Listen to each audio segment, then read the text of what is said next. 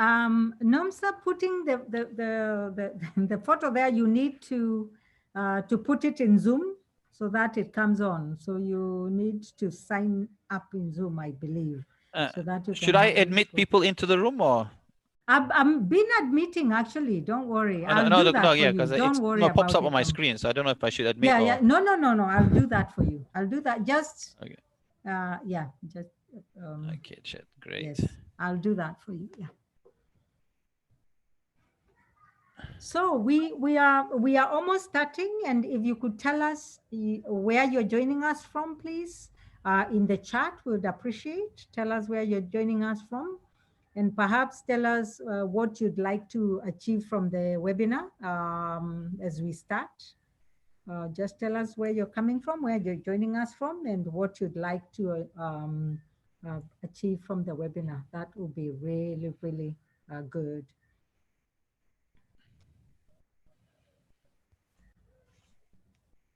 Okay, let's see here.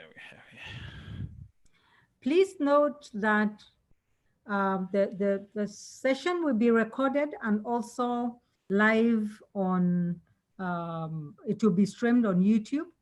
So we are on both Zoom and on YouTube. So I hope that. Hey, welcome, Mary. Mary Oche. I think I'll stick to Mary. That's easier. You found Antonio, a name. You yeah, easy one.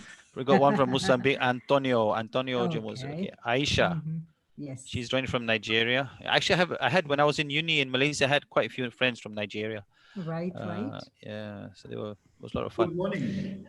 Since you haven't started, I'll take the advantage and speak a little bit before. Who is speaking, please? This is Antonio from Mozambique. Oh, hi, Antonio. Would you like to put on your video so that we can see you? So that we know who is speaking? Oh, sorry, my camera is off. All right. Yeah, okay. Okay. But we are starting almost now, so please. That's fine, that's fine. I'll switch off my microphone now. But you'll have a chance of asking questions. And also we are asking everyone to have their videos off because of the bandwidth so that it's all common. But if your bandwidth can allow, you can also have your video on if you want. Yes, yes. So for whoever wants to have their videos on, it's okay, but you know, it affects some bandwidth, so it's all good. Good morning, everyone, and welcome to this wonderful webinar. As I mentioned, we are recording the session. We have Zaid Asagov. I'm trying here, who will be presenting to us and taking us through this PowerPoint for e-learning Content Simplified. And I hope we'll learn quite a bit. I think sometimes we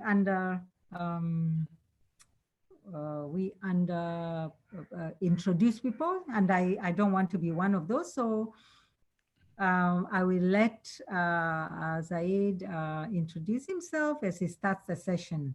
Please continue to introduce yourself in the chat. Tell us where you're coming from or where you're joining from, and tell us what you'd like to get from this session.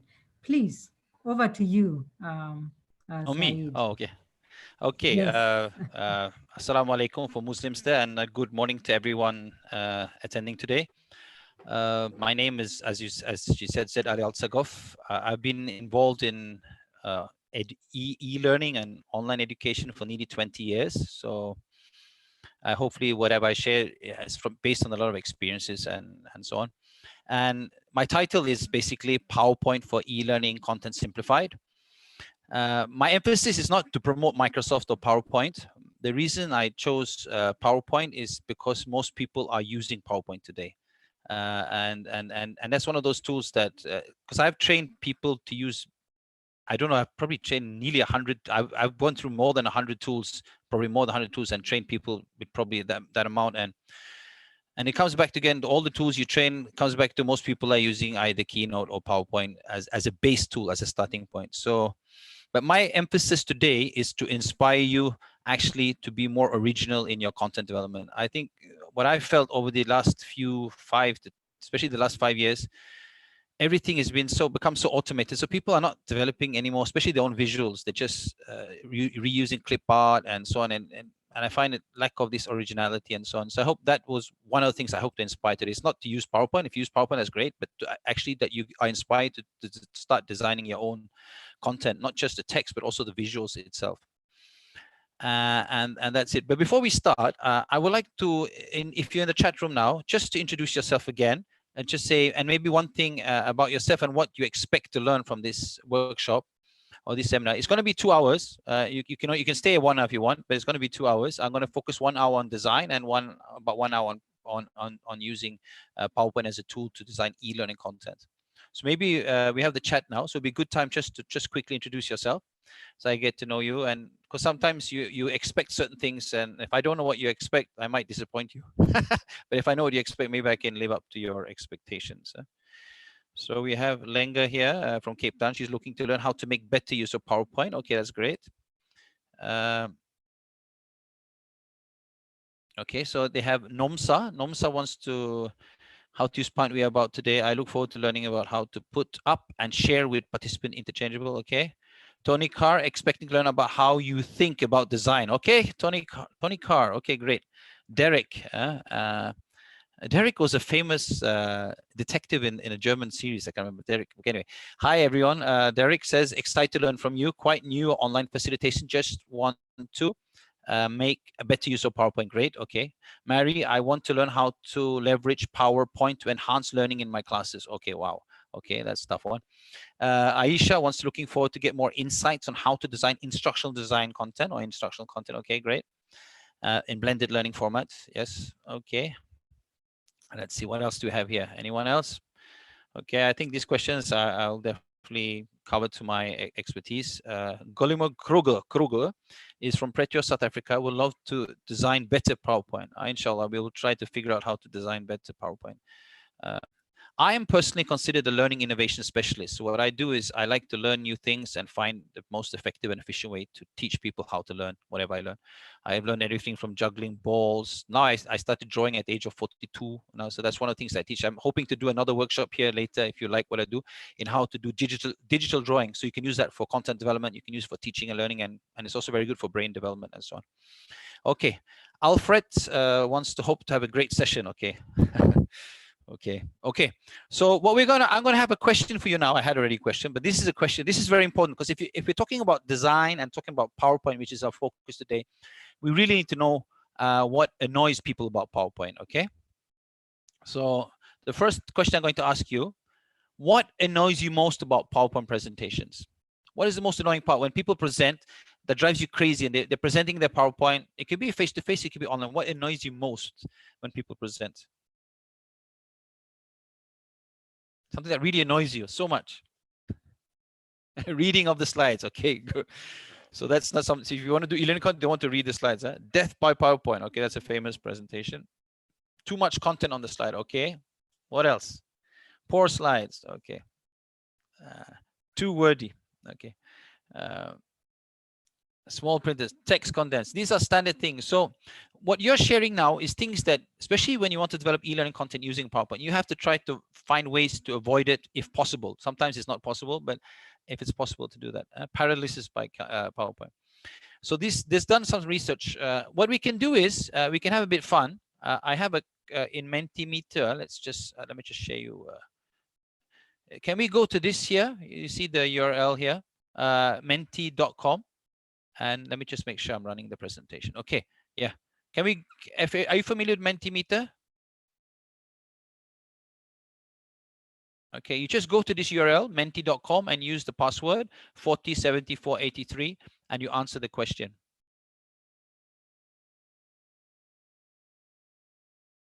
Okay, I'm going to share, what do you call it? I'm going to stop sharing. I'm going to share again. I'm just going to share again.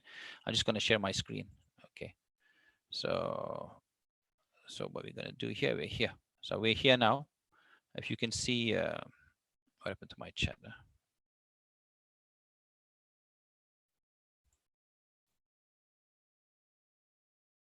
So if you can go to this, do you see the chat, Irene?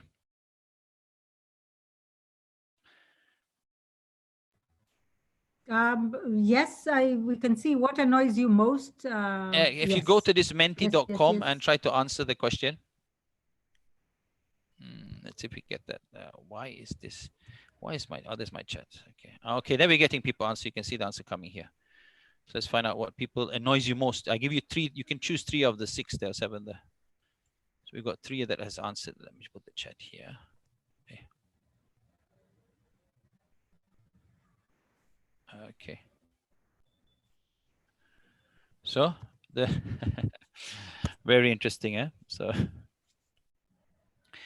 the speaker reads to us the slide. So this is something, it's okay to quote from the slide, but if you're just reading the slides, if you want to add audio to your slides in your e-learning content, that's the last thing you want to do, just reading the slides. There's no point. People can read themselves. So that's one of the first lessons when you're adding audio narration to PowerPoint, is that if you're just going to read the slides, forget it. It's just a waste of time. People sometimes get insulted and they get frustrated. And it's a waste of time, your time also, to have to do the recording. And then text so small, couldn't read it. Okay.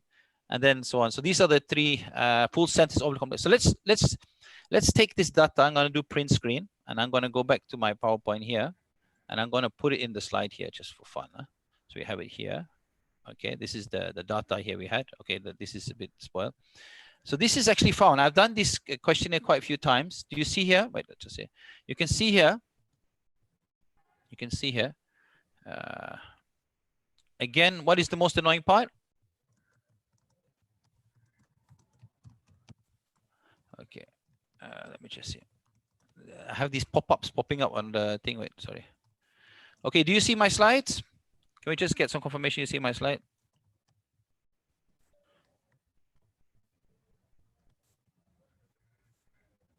Yes. Okay, we see slides. So you see here, slides, yes. I did this. I have a Facebook group, which if you want to join later after this webinar, you can see here. The number one thing that people annoys you most about presentations in general is the speaker reads the slide. Whether it's a lecture or it's an online class, this drives people nuts. And also in this survey that we did recently was full sentences instead of bullet points is also not very appreciated, and text so small and so on. So these are the standard things that you can see here.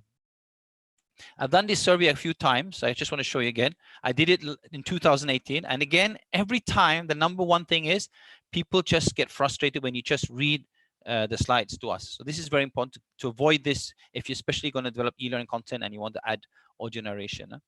And this was this test, the poll I did was actually based on a survey done in 2013. And they found the same thing again, was that when the speaker reads the slide, let me just do the pointer. When speakers read the slide, that's the most annoying part. And then these varies, but usually text so small, full sentences, complex diagrams, and so on. These are the most things that drives people nuts. Okay, so it's very important to find ways to go around. So we're going to look at this for the next 2 hours. We're going to rethink how we can do this, and I'll try to give you some ideas on how to make that happen. Okay, Mr. Bean is there. So don't. This is, I've had some lectures in my life that don't look at the paper students. They just look at the whiteboard and drawings. So these are things that we have to try to avoid. So basically, today's mission is to look quickly a bit on learning, a few things about learning. We're going to spend about maybe 40 minutes on instructional design. We're going to look at how we can design awesome graphics. You can actually design. You see this cartoon here? Actually, this is not designed in PowerPoint. This is maybe if I teach you digital drawing. This is drawn from scratch. So I have fun visualizing my imagination using digital drawing tools. And then we're going to look number 4 at just a bit about animation transitions. And I'm going to look also at animated GIF. In PowerPoint 2019, you can actually do animated GIF, which is very cool in terms of putting together a few images and animating it. And you can do everything from engineering, biology, and so on. And then the most important part is recording your PowerPoint presentation for e-learning content and exporting it. Today is really not focusing about quizzes and so on. I'll talk a bit about that, but it's really about spicing up your content to make it very engaging, simplifying it and making it the content itself very engaging. So that's hopefully my focus today, because I think PowerPoint has possibility to do multiple choice and so on, but it's not the best tool to do that. I think PowerPoint is very good to just add audio narration and animation and so on, but when it comes to multiple choice questions on and interactivity, that part is quite tough. But if you're just doing a presentation, you want to have audio and you want to have it engaging, PowerPoint is actually a very powerful tool. Okay, where's my chat? I just want to see the chat. These pop-ups is very funny. Last time I did Zoom, I didn't have all the pop-ups, so I'm still trying to get this. Okay, this is my chat is okay. There's my chat. Where's my chat? Sorry.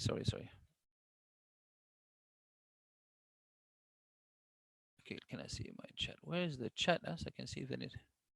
Oh, there it is. Okay, sorry.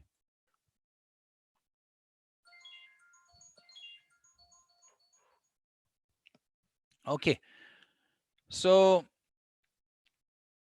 okay, let's look at anything in the chat now. Everybody's saying hi. Okay, hi, welcome everyone. So basically, we saw now just that what annoys you about PowerPoint is kind of universal, especially the reading of slides. So that's one of the things that we need to avoid. So now let's look at some aspects on learning. Yeah. Let's look at learning here first. Okay, I'm just getting used to the. Okay, so this is very famous. I don't know if it's true or not. I'm sure you've seen it before. Is that okay? Most importantly, we're moving towards a culture from deep attention to hyper attention. And I think that's also affecting us. It's not just the kids. We want things immediately, instant gratification. We don't want to waste our mind. If something is not interesting, we cannot focus anymore. And I think that's one of the biggest challenges we deal with students today, and even with ourselves, is that if it's not interesting, it's not exciting, it's very difficult for us to concentrate. And they did this research, you can see here, and they found out in 2013 that humans have a worse attention span than goldfish. Okay, I don't know how they found the statistics from the goldfish, because it's very funny, because I have fish also in my little pond, and I believe they have attention span actually less than 9 seconds. But anyway, but what is important here is our attention span is not great, and we need to find ways to engage the mind again and again to make it exciting and interesting in the learning process. And another thing is, have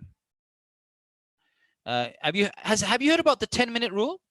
This is I don't know if you know John Medina. It's a famous brain researcher that studies how the brain learns, and he wrote a book about 12 rules about how the brain learns. But very important, I like about that, the most important is the 10-minute rule. So have you heard about the 10-minute rule before, anyone? Has anybody heard about the 10-minute rule in the chat?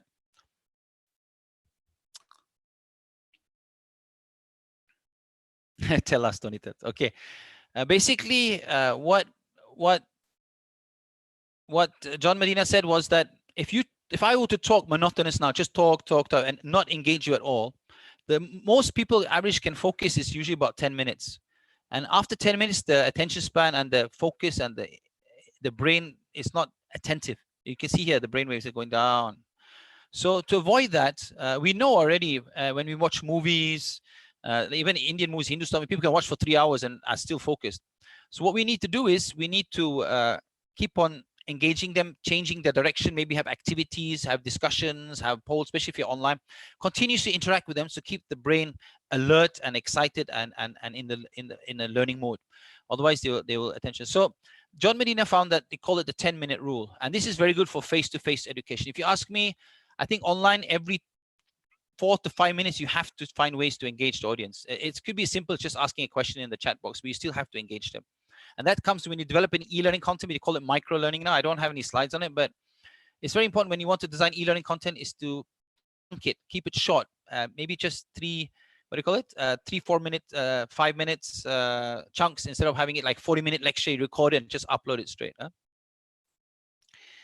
Okay, so this is the 10-minute rule. So I used to always keep this in mind when I do workshops, when I do classes. I always try to engage people every about 5 to 10 minutes with something, because I know if I just keep on talking I can talk for 20 minutes, but are they attending to my mentally there? And I think that's very important. Okay, so this is, but the 10-minute rule is very easy to keep in track. So you just keep your show every 10 minutes. You realize that have I been talking just for 10 minutes now? I really need to engage. But I think, as I said, online 3 to 4 minutes is time to engage. Yeah? Okay. Okay, so we're going to look at instructional design. So I want you to look at these two. This is Bill Gates and Steve Jobs. They're two. This is in 2007. I want to ask you, which one do you prefer and why? Which PowerPoint presentation you prefer, and which one you like most? Maybe we can look at that in the chat. You can just share in the chat which one you prefer, maybe why you prefer Steve Jobs' presentation. Steve Jobs is on the right side and Bill Gates is on the left side as you look at it. So maybe we can have a little quick discussion on which one do we prefer.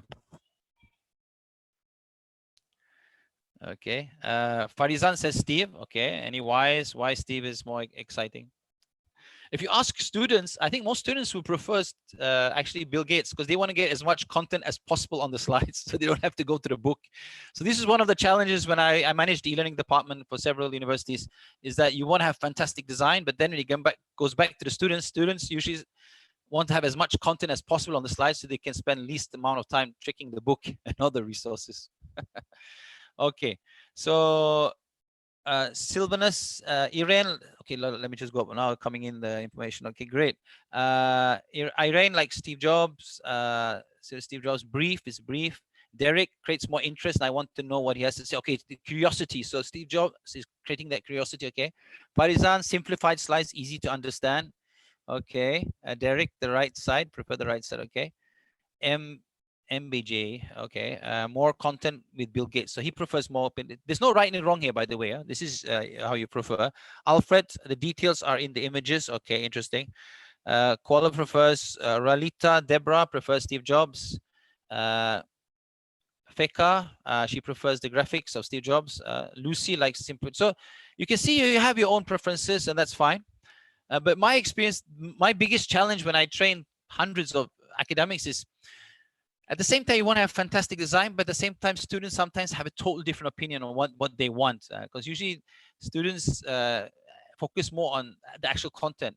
And when you have the least amount of content on the slides, if you don't know the subject matter, it becomes tough unless you find ways to simplify it. And that's where, when you have e-learning, it becomes easier, because if you're recording the audio, and even if you're giving a lecture, your audio will complement the slides. Okay, let's go back to the slides. It's great, the forum. Okay, so interesting, when they look, they actually analyzed this from 2007. Even the sentences, average words per sentence, they found that Steve Jobs had shorter sentences. He used less difficult words, and his grade level was, US level, 5.5. And Bill Gates, at that presentation, he has improved a lot since then, but his presentation was very high level in terms of the language usage. So I think what we can learn from here is that, which is a big challenge, as you become an expert in any field, you will probably discover that you start using these technical terms. You sound impressive, but students get, as you become more and more expert, unless you're aware of it, your language becomes so complicated sometimes that students really struggle. And I think that's one of the big challenges as we become an expert. We might sound nice, but do our students understand it? So I think one of the skills of a great instructional design and an expert is to simplify things, simplify complexity instead of complexifying simplicity. Yeah. So the idea is to actually simplify anything you have. Use simple words as possible if you can, and if you use jargon, make sure that people understand the jargon. So okay, but don't worry, Bill Gates has improved a lot since then. Since Steve Jobs passed away, he did another TED Talk, and this is one of his most famous TED Talks. I'm not going to show the video now, but have you seen this one when he let goes some mosquitoes into the crowd, and he basically says there's no reason only poor people should get malaria, and actually he actually just lets go mosquitoes, but they give the implication that he's letting go malaria, so people get this shock moment. Okay, and I think this is very powerful. This was a very powerful presentation, and I think after that, Bill Gates became famous for that presentation, one of the most famous presentations in TED Talks. So, and he uses something which I want to share with you. It's very powerful, and always keep in mind when you have any form of content you want to share it.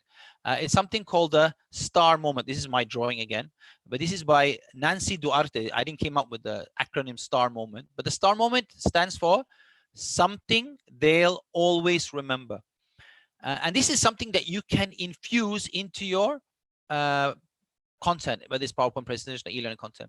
So when you design your content, you always try to say, if there's one thing people are going to remember from my content, my presentation, what is it? Have I deliberately tried to infuse that into my presentation? Because when you give, just to do, like if you give a conference talk, most people are not even going to remember your talk, but if they're going to remember your talk, they're probably just going to remember one thing. And what is that one thing? And that's something that is good to keep in mind when you design something that you want to infuse. So if there's anything that they remember, there's one thing, special thing that hopefully they can remember. And how do you do that? You can see down here, they can have stories, emotional stories that touch you. Somebody passes away, somebody dies, or somebody overcomes a big hurdle. It can be memorable drama. It can be shocking stats. Stats is very powerful. If you have some very powerful, for example, like Corona, now we're talking about COVID. If there's some very shocking stats, so that can attract people to your presentation, but it has to be, ideally you want to contextualize it to your presentation, or it can be visuals, like this one. I'm doing my own drawing here to attract you to the star moment, and also it can be sound bites and so on. So these are some of the things to make an impact, as Lucy said. So I want to ask you now, what do you do when you design? It could be a lecture, it could be online. Do you try to infuse something to make an impact in any presentation you do? And what kind of strategies do you use? It's usually called, and what I'm going to get to is an attention grabber. How do you gain the student's attention? Do you have any strategies that you want to share with the rest of us? It would be nice to share in the chat room and some of the interesting things that you share, that you grab the student's attention. Some people have stories, some people have jokes, some people have a question, some people do some funny movements, act out a role play, so maybe you want to share in the chat some of the things that you might do that you find is exciting and you want to share with others, that we can learn from you. Okay, Derek, I like to use image which evokes curiosity and why that image is there. So that is Derek. Very interesting. Okay, anyone else? Irene, do you have any strategies to gain the learner's attention, the participants or the students' attention? Polls are usually good. Okay, polls. Okay, great. Yes, okay. Polls or even unrelated question, or kind of jobs, mosquitoes. I mean, okay. Gets mosquito. Something unrelated, which people wonder. By the time they wonder what is going on, then they are awake. Yes. Okay, great, thanks. Okay, Tony says images that exemplify key elements of the content. In other words, when you have something that shocks or something, it should be related to the content. Because I wanted to share with you a story. It's very interesting. I did a workshop.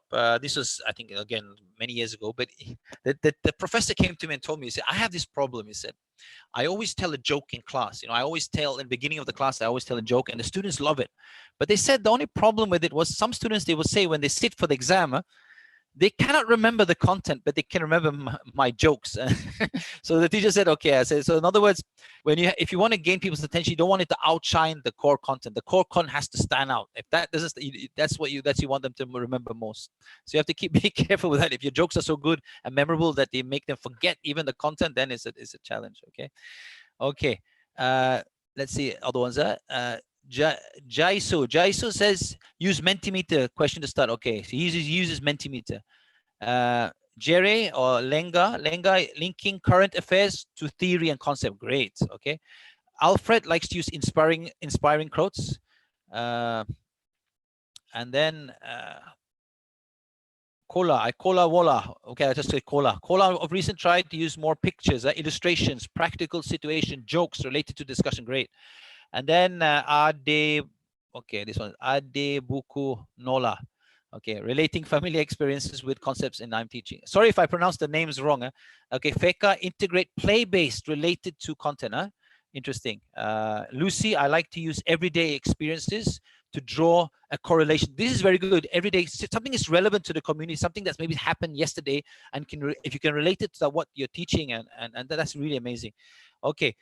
Deborah, to take home message, sometimes it's an exciting video or riddle in between activities. Okay. Irene, ask people to draw on the whiteboard. Very good. Okay. Balachu, ask questions about key concepts. Great. And Noma got kicked out for a moment, missed the discussion. Okay. That's a good strategy also. Okay. Sorry about that. Okay. But star moment is very interesting. So I'm going to cover something very interesting. But before you go into PowerPoint, it's a good, I've learned one thing from the best of the best is that go low tech. When you want to design content, don't start with PowerPoint or any tool. It doesn't matter. There's so many authoring tools. Start low tech, maybe just a piece of paper, sticky notes, and try to think about it. Because once you go into technology, you might spend a lot of time on the design. I give an example. You make this slide so beautiful. You spend 1 hour beautifying the slide, and then after some thinking, you realize I don't need the slide. It means you wasted 1 or 2 hours on the slide that you're not even going to use. So it's good to actually use low tech before you go into using any form of technology. maybe outlining your thoughts in sticky notes or brainstorming. You can use a brainstorming tool, or maybe just sketching your mind map also or storyboarding. I mean, if you're a bit more complicated, you probably want to do storyboarding. But I recommend always go low tech first. Maybe you're sitting in the classroom if you're doing a group presentation, you're discussing it, maybe having a whiteboard, you're basically framing the skeleton first before you put the flesh. As long as you get the skeleton right, designing content becomes easy. But a lot of people, they start developing the flesh, and then there's no skeleton. It just keeps on collapsing, and that takes up a lot of time. And I've been there many times, so I know. You're eager to do the technical stuff first, and then you're just wasting hours and hours and hours, which could have been wasted on designing a great story or a great presentation. And then it's good if you have a lot of reusable content, resources, reference, and diagrams. So you have an own folder which you can keep on reusing things that you want to reuse. Okay. So I'm going to cover something called Gangnam's 9 events of instruction. Are you familiar with Gangnam's 9 events of instruction? Have you heard about Gangnam's 9 events of instruction? I learned this in 2001. I was in instructional design in 2001. That was my first job involved in e-learning. And I still, in my mind, I don't talk about 9 events, but I still use it until today. It's still in my mind when I design content presentation. I like it. I don't use all the 9 steps. You don't have to follow it, but it's a very good starting point, reference point to make sure that your presentation really engages, at least engages them. Whether the content is simplified, that's a challenge, but at least you gain the attention, and and that part is gotten taken care, and it's a flow. It's a good flow, and you cover the introduction, body, and conclusion. Okay. So not many people have heard about it. Some yes. So I want to ask you, what is the first thing forget about Gangnam. The first thing you want to do with a student or a participant, what is the first thing you want to do? The most important today, especially today, we have so many distractions. What is the first thing you want to do?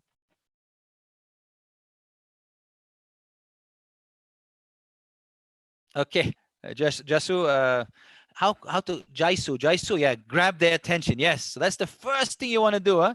You want to grab their attention. Okay, know your audience. Yeah, definitely. That's before. I'm talking about in the presentation. Before you design the presentation, it's good to know the audience. Yes, that's definitely good. But when you have the presentation itself, Gangnam's 9 events instruction is basically on the presentation flow. Of course, you need to do analysis before and so on, understand the audience and the level. But when you talk about the presentation flow, Gangnam's 9 instruction is, to me, is the simple. I like it very much. The first thing you need to do is gain attention, because a lot of people, what they do is, they present the learning outcomes first, and then they try to gain attention. Like they have in the slides, students are not even there. So in other words, it's very good to gain the attention first before you go into talking about the slides and so on. Okay. And once you present the learning outcomes, you can do it in your presentation, or sometimes you don't do it, you just do it outside. But then you try to stimulate recall from prior learning before you go into the core content. So maybe you can connect what you're teaching now with something they have learned before, something that they know.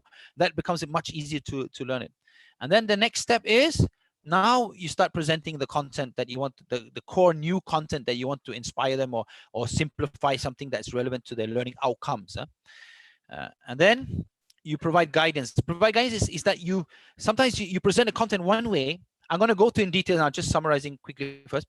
Then you need to share the content in a different way to make them understand. Sometimes you just have a bullet form, they don't understand, but then you show it in a case study and then they understand. In other words, it's good to provide content in different formats.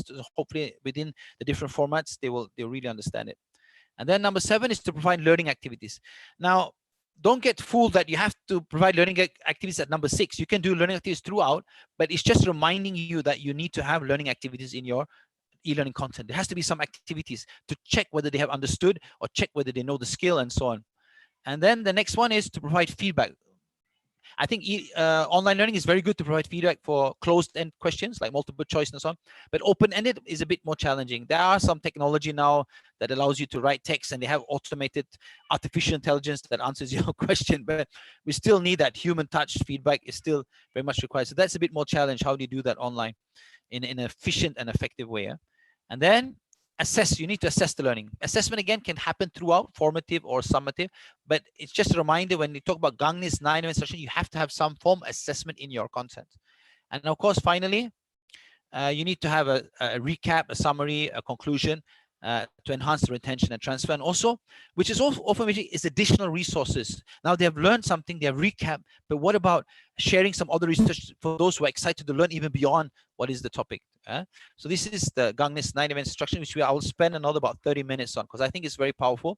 And we're going to discuss this together, how to make it, because I'm sure I can learn from you and you can learn from me and make it. So we talked about gain attention. So, okay. So you can see here, we talked about that. So these are some of the things we already talked about. Again, how do you gain the students' attention? That's number one. We have to do that. And I think that's, it's more challenging than ever today. I mean, even when you're online, okay, since we're here, we are doing a webinar. How would you gain somebody's attention online? Okay, they're there, you see the video, but they might be on another screen. How do you gain people's attention in a webinar? Maybe you can share in the chat box. How would you gain somebody's attention? You're having a class, maybe you have 100 people, 50 people. I got now 40 maybe. How do I gain their attention straight away to make sure that they're on board? Any tips or tricks that you use? Okay, thank you, Wala, for commenting on the model. Yeah, I didn't invent this. Okay. Okay, include them through interactive activities, says Jaisu. Okay. Keep referring to them randomly. Yes, Sylvanus. I'm referring to Sylvanus. Sylvanus. Okay. Mal. Animated song. Yeah, I'm not very good at singing. So, but yeah, animated song. Yeah, why not? Okay. What else? Let them know that I'll be calling on them anytime. Yeah, this is very good. You have, there's actually tools for random questioning of people, but actually just going to the chat board and picking a person and just asking him will keep people attentive, because they don't want to be caught off guard. So that's very good. Randomly checking. Okay. Could crack a joke. Okay. Ade buku kun. I call it feisty. I call it feisty. Yeah. Could crack a joke. Okay. Lenga says, let them know that I will be called. Okay. We talked about that. Okay. So there are many things we can do, okay? But the most important thing is that we have in our mind that we need to gain their attention. We can't assume that they are attending to us, okay? Call them by first names, okay? Jai said, well, quick pair interaction helps, okay? What else? Okay, so I'm sure all of you are doing that, but there's always new ways to do it, because sometimes we think we're doing really great, and then we realize we have a new group that is all new challenge and so on, okay? Bucky, okay, I'll call you Bucky. Okay, thank you. Sorry. Okay, okay, Bucky. I'll just call you Bucky. Very nice. Okay, thank you. Okay, okay. Today we're talking about PowerPoint, but I'm not saying PowerPoint is the best tool. I just chose PowerPoint because I know it. I've been using it for 15 years, and I felt I've trained so many people using PowerPoint, and I feel that most people don't know how to use PowerPoint to a level that they could be using it, because most people know how to use it, but they know the features in PowerPoint. I mean, they know the tool, but they don't really know to use it in a creative way, because they got a lot of features that they probably don't know. So there are other presentation tools. You have PowerPoint, of course. You have Keynote. If you ask anybody in Apple, they say Keynote is better than PowerPoint. They got Prezi now. Not so many people are using Prezi as far as I know, but it was very popular for a while. TED Talks is very much based on Prezi. A lot of Prezi presentations in TED Talks. You have Google, you got Haiku. They got so many tools. Canva now, if you ask young people, they use a lot of Canva, especially to do posters and so on. And besides that, you have engagement tools. We talk about Mentimeter. There's so many tools. All these tools, most of these tools here I've trained people on. When I started off nearly more than 10 years ago using Poll Everywhere, which was a very good tool, which is something like Mentimeter, but is an old version of it. We have Kahoot. When I was at the medical university for 7 years, Kahoot became the most popular tool. It's a gamified way. You gamify quizzes and so on. So there's a lot of tools we can use, which I'm not going to cover today, but I'm just saying that to engage the students, whether in a webinar or in your e-learning content or in a face-to-face session, there's a lot of tools. We're very blessed, and these tools, what they do is they engage people's hand phone, because that's the number one tool that people are going to distract you. I mean, get distracted is their hand phone. But these tools kind of conquer the hand phone and say, hey, I got a question here. So these tools are very good to engage, except Plickers. These Plickers here, they use instead of hand phone, because not everybody has a phone, right? So what you do is this: if you have a classroom or students that don't have hand phones, Plickers is very powerful, because what it does is, I don't have it here now, but it's a QR code. So you answer through pictures and QR codes. So you can just raise the QR code, and people, and the teacher scans it with their phone, and they get the data straight in live streaming of the results. So that's there's a lot of tools, but today's focus is PowerPoint. Okay, and also if you want to develop quick videos for animation for attention grabbers, there's a lot of tools also. I remember when I was teaching it effectively a few years back, Powtoon was very popular. VideoScribe, but VideoScribe is most commercial now. There's so many tools out there. Okay, so don't be. But these are tools to keep in mind that they are there. So if you're struggling with PowerPoint, don't like PowerPoint, there are other tools to use. But my reason for actually selecting PowerPoint today is, if you want to design your own content, your own visuals, PowerPoint is better than all these tools. These tools will provide you templates, they provide you all this, but they're limited to the clip art and the templates. And if you don't use the commercial version, you're limited to it's not much to play around with. And it's easy when you have simple content, but when you have more complex contents in engineering, in biology, in medicine, and physics, you realize you still have to design your own visuals. And that's where PowerPoint can play, as far as my experience, can play an easier role, because I'm not saying it's the most powerful tool to create visuals, but it's a very easy tool. The learning curve is very short and steep, so you can learn it very fast. And besides video tools, you have digital drawing tools. If you're doing a webinar, you might not want to use the whiteboard on Zoom. There's a lot of tools. I did a survey in my group. I have a group of 2,500 people, but not everyone participated. But actually, they found they prefer Jamboard, which is Google. So if you want to have a whiteboard, digital whiteboard, you want to create e-learning content where you visualize and draw, they found Jamboard is very powerful. Because I think this is something I'm not doing today, but I would love to do another webinar, is teach you how to draw basic. Because if you can draw and you have a powerful voice, you are unbreakable. I mean, you can develop e-learning content so easily. You can even just have a normal whiteboard there and you can visualize. Some of the best e-learning content I've said is just using a chalk or a marker pen with a whiteboard, and you have a nice camera and getting good audio, and you're just illustrating live. Because to me, it's nothing more powerful when the expert is connecting with the tools to visualize. It's really powerful. It's like Khan Academy on steroids, if you can do it. So, but the point is, a lot of people now, because of technology, they stop drawing. And then when they stop drawing, they're not confident in visualizing and illustrating and so on. But if you can do that, it's really powerful. Okay, so that was number 2. We need to gain attention. Number 2 in Gangnam's 9M instruction is how to present learning outcomes. Okay, or learning objectives. I'm not sure what you call it in your. Okay, so while we're here, I just want to ask you, how do you present your learning outcomes to your students? Do you present it in your content, or you just have it in the platform, or you have it on a separate piece of paper? What creative ways do you use your learning outcomes as? Because learning outcomes is a very powerful learning tool if students know how to use it and if they have well designed. So do you have any strategies to ensure that students actually read the learning outcomes and understand them and apply them to their learning process? Okay, while seeing here, the Kahoot, yeah, the 2 people here likes Lucy, and Feke likes Kahoot, yeah.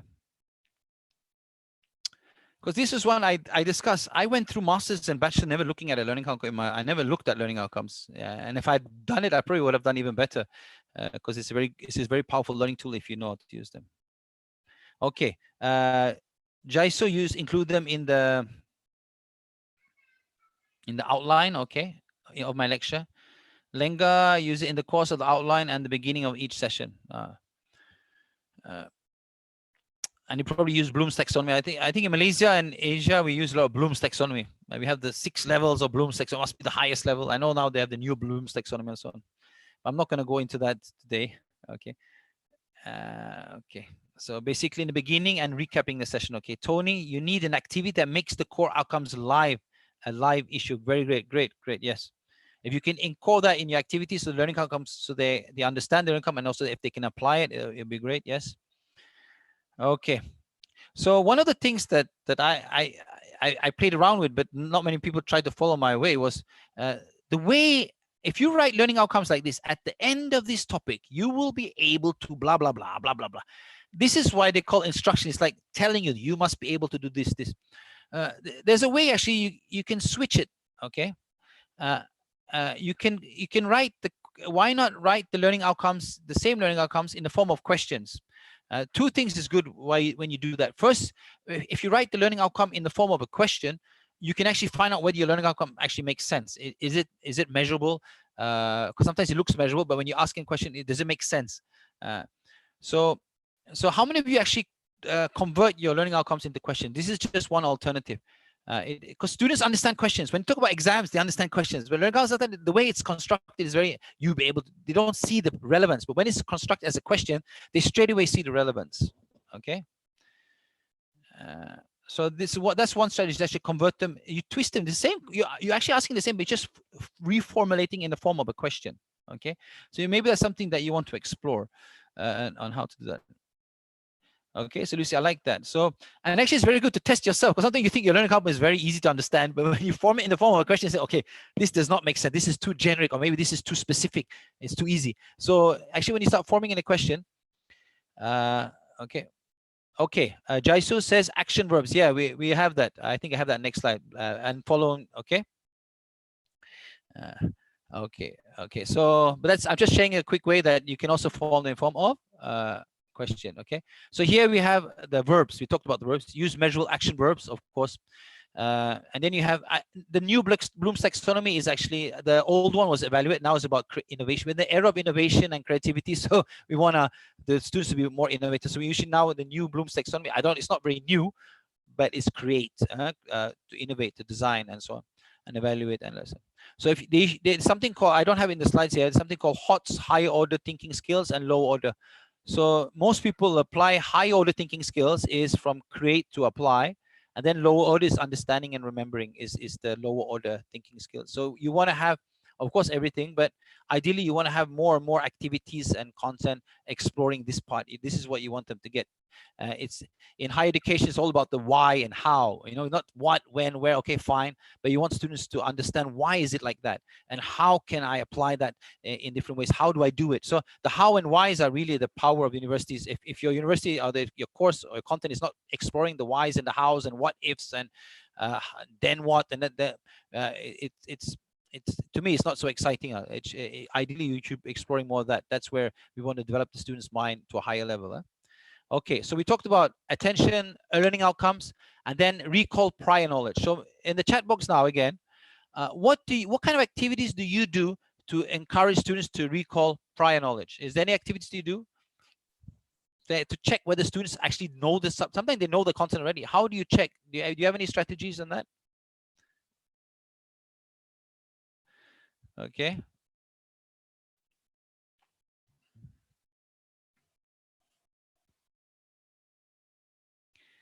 Prior knowledge, huh? That's good.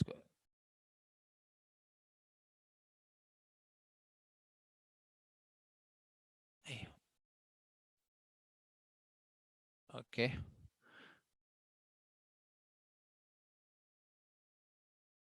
Okay, so pre-reading tasks. Okay, but that's as Jason said, giving them task is fine, but how do we know they've done it? Ask them questions. Okay, Kola says ask them questions. Great. Okay, what else? Anything else? There are many things we can do. There's no right and wrong, but it's good to know. We know what you know. Like even here, I want to know more what you know about PowerPoint. Class activities. Okay, great. Okay, so let's look at some of the things that you can do. Associating new information with prior knowledge to facilitate the learning process. What are techniques to stimulate it? Okay, pre-test, we talked about that. You just mentioned that questions before. Brainstorm ideas. When you start brainstorming ideas around the topic, you start realizing whether they know the subject matter and so on. Share related experiences. Say, we're talking about creativity, right? So then we can check whether what experience they have in creativity. So say that we're talking about a technique like 6 thinking hats. Then we can check. Just ask them, have you used 6 thinking hats? What do you think about it? And so we can actually share related experiences. Anticipate what's next, problem solving, discuss what they know, which is straightforward, use variety of media. So these are some of the things that techniques we can use to stimulate recall. Okay, so now we have gained attention, we have the learning outcomes. If there's something that relates, sometimes it's totally new information, but if it's not, we can recall to past experience, so we know, so they can relate it, they can connect it, and when they can connect it, it's more easy to understand and remember. Now it's time to present the new content. Okay, so and this is the biggest challenge is chunking and organizing content, okay, in a meaningful way. Because one of the problems that I've had, because I've trained more than 1,000 academics, professors, doctors, is that we want to put everything into the slide. It's become so crowded, we cannot extract what is important. And then the student, when they see all these hundreds of words in the slide, they also struggle even more to find the extract. So it's very important to be chunking and organizing content. So this is something in a meaningful way. Okay, so I have a bit fun here. So it helps to present the information in a way that makes it easy for the audience learners to understand and remember. I think there's 2 things here. You want to remember, you want to understand. You can remember but not understand, and you can understand and not remember. That's terrible also, because you have a situation, you're a doctor, you remember, but you understand, but you can't remember what the best medicine to use. So remembering and understanding goes together. You need to do both. It's not good enough to remember. It's not also not just good to understand, because you must be able to remember and apply it at the situation, at the context that need it. And that's because I went to medical university. So medical university is very important as a doctor at this situation. If you're talking about like the person is dying there and he needs CPR, it's like, I understand CPR, but I can't remember the steps, you know. So you need to, these things, you need to have both in many situations. So it's good to know both, to remember and understand. Okay, I put bros at that to chop it. Okay, so how many of you, I just want to ask you to be here now, are you good at chunking content or not? Chunking content. Do you know what chunking content is or not?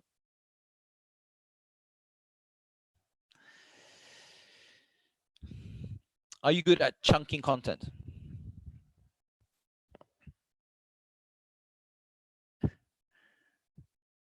Okay, I'm too wordy. Nomsa says I'm too wordy. Yeah, it's not easy. Chunking content is not easy. Extracting what is important. Okay. Chunking content is basically extracting, breaking it into pieces. It's like a pizza. I have a slide on this, but a drawing actually on this. Maybe I can share it later in the online later. Is that just imagine a pizza? Okay, how would you want to eat the pizza? If it's not cut into pieces, you take the whole pizza in your mouth.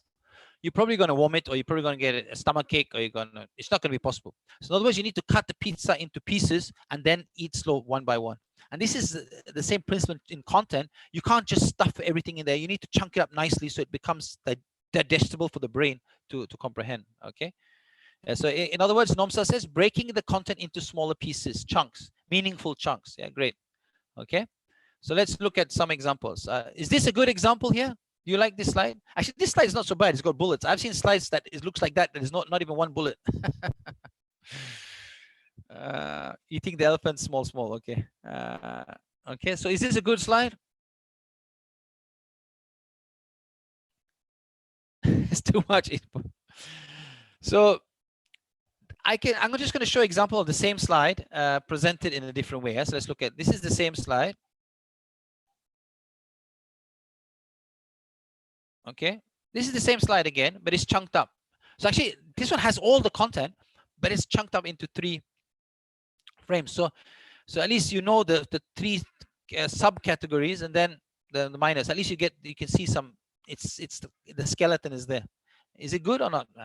This is another way of presenting it, and this is another. I'm not saying which one is best, but of course the number 3 one is simplified in terms of very little content, but it might not be understandable for people that don't know the subject matter. So this is the challenge. But when you're doing e-learning content, if you're explaining it, you don't have to have too much of the text. Maybe you want to have it in a text document, but in your PowerPoint, you don't have to show everything because you're presenting it in your audio. Okay, so these are just some examples of chunking. Okay, when you talk about TED Talks, I'm sure everybody of you watch TED Talks, right? Okay, Farisa said she likes number 2 here. There's no right and wrong. Okay, I just wanted to talk about chunking. This is a magic number. If you go to any presentation, guru, any presentation, they always talk about the rule of 3. Okay, sometimes it's nearly impossible to apply, but the rule of 3 is to keep things. The magic number in presentation is 3. Our memory now is only up to 4 items in the latest research. So 3 is very good, comfortable research. So the magic number of 3. So if you ask the gurus, they always have this 3. So if you're giving a 15-minute talk, like I'm not gonna break it into 3 main categories and then 3.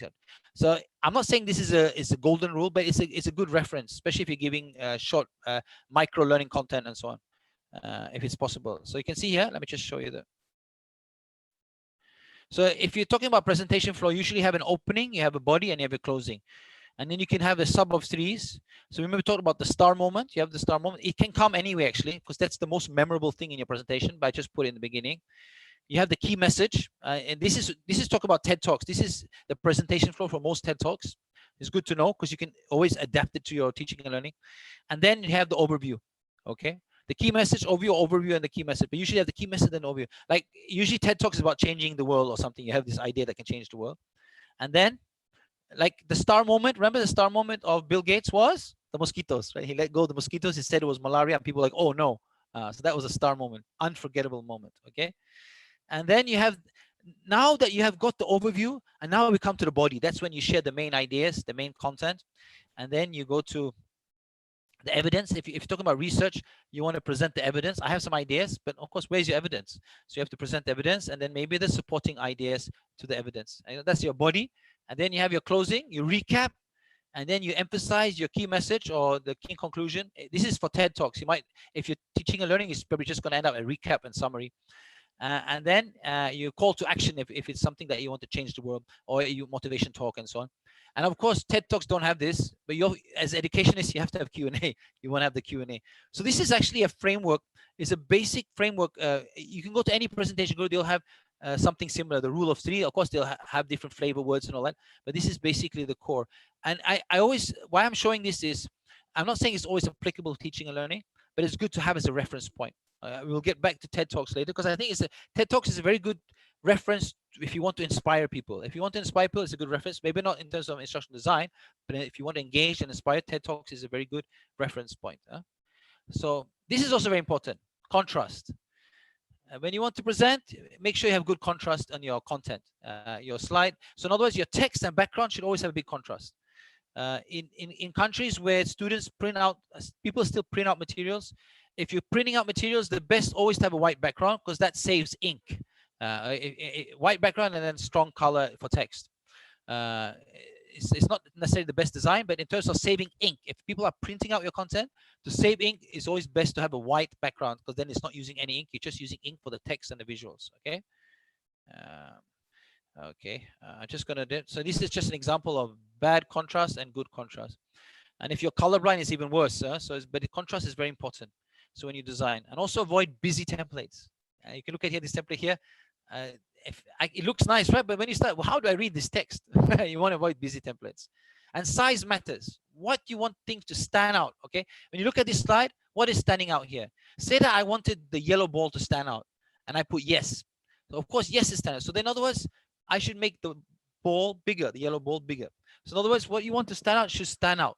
Size matters in terms of presentations. It can be, it doesn't have to be size and size. It can be also color. It can be the thickness of the line. There's many of, but this is just one example. And also font type. What kind of font type do you want? They say for printing serif, but for e-learning content, sans serif. Just show you some examples.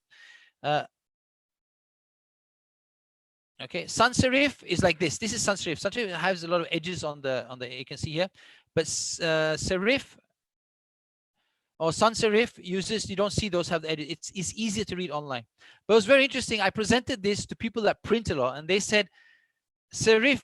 Let me just, I always get to it. Okay, serif is better for printing, but sans serif is better for e-learning content. And examples of good recommended e-learning text font types is Verdana, Impact, Arial, Calibri. I'm using Calibri here, mostly Calibri. Okay, these are just examples. Okay, we'll skip this slide, master. So these are some of the things that in terms of presenting your content, your new content. Once you present your new content, you need probably to present it a few times in different ways. Maybe you present the principles and then you have the case studies and so on. So you need to present your content in different ways. I'm just going to cover this and we get back to chat. So there are many ways. I just showed you something. Mnemonics is, I went from a B to a Dean's List or ACE just using acronyms and mind maps. And acronyms is very helpful if it can be done. Sometimes it's helpful. Like this one example here, you want the person to remember all the planets on our planetary system, and you just remember, my very educated mother just served us 9 pizzas. And if you remember that, and you can write the first letter of each represents one of the planets. Okay, so you can have here. So this is an easy see. M for Mercury, V for Venus, E for Earth, M for Mars. If just by remembering this, most likely with a few tries, you remember all 9 planets in the solar system. So this is just an example of acronyms can be very powerful.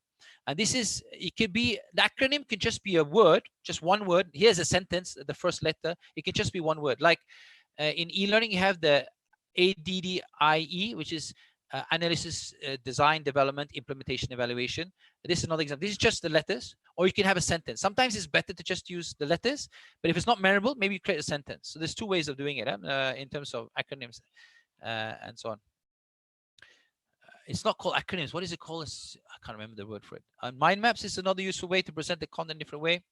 Stories, and in education, talk about case studies. And then, unfortunately, a lot of students, when they go to PowerPoint, which is PowerPoint, they memorize all the points.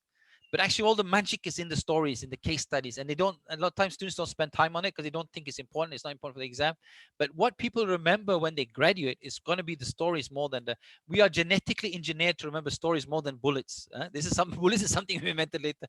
So I think it's very important to encourage students to really go through this case studies and stories and remember them. And they're very helpful. Even when you start working, if you become a leader, you want to relate to stories. So and it's more memorable. So, but the thing is, a lot of times we focus too much on the bullets, but the stories. I quote myself here: "Bullets sticks for exams, stories stick for life." Okay. So I've gone a bit fast because I'm trying to keep the time. I promised only 1 hour. We're about to cover. Okay. Any questions until now of the things we have covered?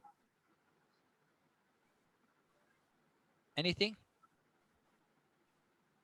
Okay, Alfred says, my very eyes may just see under 9 plan. Okay, very nice. Anybody wants to share until now? Any questions until now?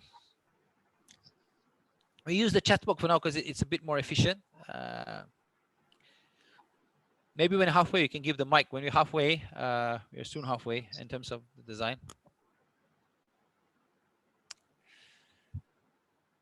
I don't know how long the lag is. When I say something, I think the lag is at about 10 to 15 seconds. Because I notice it comes about 1 minute after I talk, then the points come.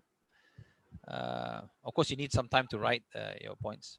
You can see here, going back to the chat, readability. Koala says readability is very important. Okay, area, simple, clarity, simple. Where's the creativity? Are you applying chunking? And those kind of things. You can design your own actually. Any model apart from Gangnam that's also effective as Gangnam. Okay, I'm talking about presentation flow. There are other models on how to before the design. There's something called action mapping. Because today only 2 hours. When I do a full day workshop, I cover different methods. But today, since it's only 2 hours, I'm actually just covering Gangnam. But it's something called action mapping. I don't want to talk too much about it, but you can Google action mapping. It's very powerful. So it helps you to find out what you need to. So in other words, it twists around. It starts with learning outcomes. And then what do students need to learn, the skills, and then what kind of content is required for them to learn the skill or the thinking. And then so you actually don't focus on content at all. It's the last thing they focus on. A lot of people, they start with the content. Okay, we got some questions here. Okay, Bella says, may 7x7 word guide horizontally and vertically make the PowerPoint good. May 7x7 words guide. I don't know. It depends. It depends. It depends. It really depends. If you're giving a presentation to a large audience, you want to have not so many words on your presentation slides because it's difficult to see and it's difficult to comprehend.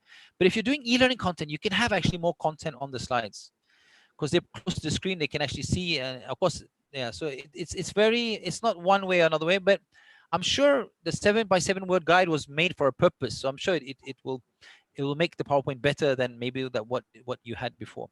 Okay. You mean action mapping? Yes, I mean action mapping.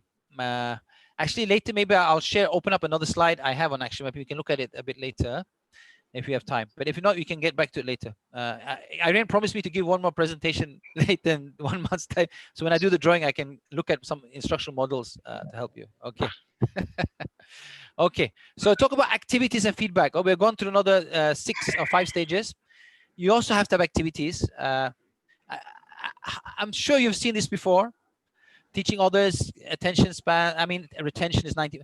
I try to hide this because this research is a bit mythical. But what I feel is true is yes, teaching others is one of the best way to check whether you learn and to learn something like I'm teaching you is to teach others and also teach yourself. Sometimes you don't understand, you go to the whiteboard and you start teaching yourself, and then sometimes you realize I don't understand. So the teaching others and teaching yourself is very powerful techniques to improve the way you learn. Practice by doing, discussion groups, demonstration. I think in research done in MIT showed that the most successful students are those who study in groups. Of course, it's not just studying groups. You find people that are passionate about your learning and a good dynamic group, because sometimes just studying groups doesn't make sense if there's nobody studying in the group. So these are some of the techniques that to engage learners to learn, and student from passive to active student engagement. Somebody was mentioning rubrics. Yes, when we talk about assessment, I think we're moving into the era now that multiple choice now is okay, fine for understanding, but this is not what brings you to level to become more innovative, creative, and you need to look at. I think the most powerful tool today is encouraging teachers and students to design their to share and or at least capture their e-portfolio, whatever they're doing, assignments, projects, collate it and make it available. Because this is, if I was working for Google and I'm hiring people, I mean, you might get straight A's, that's fine, you get the interview, but I want to see what you have created, what kind of ideas you have. And you're not going to see that through the exams. You're going to see in the projects, the assignments they've done, the videos they've done, if they're engineering, the things they've created, you know, and then so on. So I think this idea that you keep on collating and designing, students building up the e-portfolio, especially in university, and having that as a reference point for people to people that are interested to work with you, I think that's very powerful. So that we should encourage students to design their own e-portfolio. Some people just have a blog, but e-portfolio can be anything, just a Google Drive folder. You're collecting it. You're collecting your items that you created. It's not something just goes to waste for assignment. It's something that it becomes part of you even later as you go on to work. Rubrics is very powerful. The only thing with rubrics is it can stifle creativity, because when you have a rubric, if it's too specific, this workshop is not about rubrics, but just sharing with you from my experience. If the rubric is too specific, the student's mind is just following the rubric, and it might stifle creativity. So even when you design rubrics, it might be helpful to assess, to be very structured, but it might also kill creativity. So this is a challenge when you design a rubric. If it's creativity is involved, you want to find ways the rubric is not guiding the students too much, so they're not being so creative in the approach. Peer assessment is useful. But as my brother used to say, I didn't do much peer assessment because I studied in Norway, and that time not so much. And even in UIA, I studied in Malaysia, my bachelor's and master's. We didn't do much peer assessment. But peer assessment, knowing students, a lot of them game it.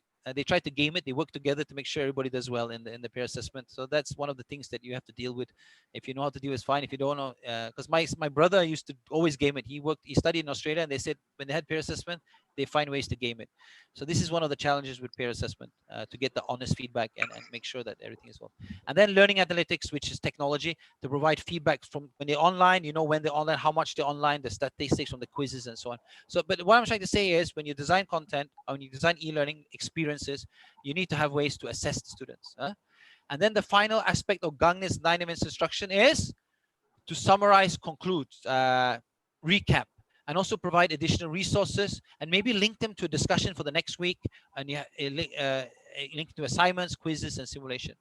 So just to recap, this is the lecture format, and now we're going to go into this looking at the PowerPoint itself. So this is basically a summary. So I recommend, if you want to tweak, because I'm not going to make necessarily the slides available, take a screenshot of this slide. This is very useful slide, because this actually summarizes what we've been talking for the last 45 minutes. It summarizes everything is here. Okay, in general, in the summary. So Gangnam's 9 events of instruction, if you look on the left side here, from introduction, content, assessment, summary, is these 9 events of instruction. But keep in mind, gaining attention is important to do in the beginning. Informing learning is important. But this, provide learning activities, provide feedback, assessment, doesn't have to come at the end. It can come throughout. There's something that should come throughout, and so on. Okay, and here are some of the activities that you can do within the different events of Gangnam's 9 learning events or events of instruction. So do we have any questions about Gangnam's 9 events instruction? I liked it. I learned it in 2001 already. I don't like refer to it, but it always reminds me I must gain attention. I must have some assessment. I must recap. I must have activity. So it just always reminds me, whatever I do in content development or designing learning experiences, I always have this Gangnam 9 events instruction always reminds me of the core things that must be in there, a minimum. Okay, any questions? I'm just going to go through the chat. Okay, the recording will be available for press. Yeah, the recording will. As for the presentation slides, I need to check because this I'll make some, not everything available, because I have a lot of activities, so that spoils the but I can make the course slides available. Yes, the course slides I can make available later, no problem. I'll make it available to Irene, and then she can share it, because I've stopped using SlideShare, especially SlideShare. I used to display for 10 years, and then suddenly they cut my account, so it really frustrates me. So maybe I'll just share it on Google Drive. Okay, so this is about Gangnam's 9 events instruction. Do you have any questions regarding it? It's not the only, but I love it in terms of presentation flow. Gangnam's 9 event instruction is a good reference model. Okay. Okay. So can we? Do you want to take a 5-minute or 3-minute break, just a breather, and then we go into looking more about PowerPoint, how to design awesome graphics in PowerPoint. Just share some of the things, some of the things that you might not know. Okay. So I'm just gonna for 2-3 minutes. I'm not gonna say so much. You can put in some questions in the chat box to let you breathe. Because I know I can go on for 6, because I have something go on for 4 or 5 hours, but I do take breaks. But I know people can get exhausted. So yeah.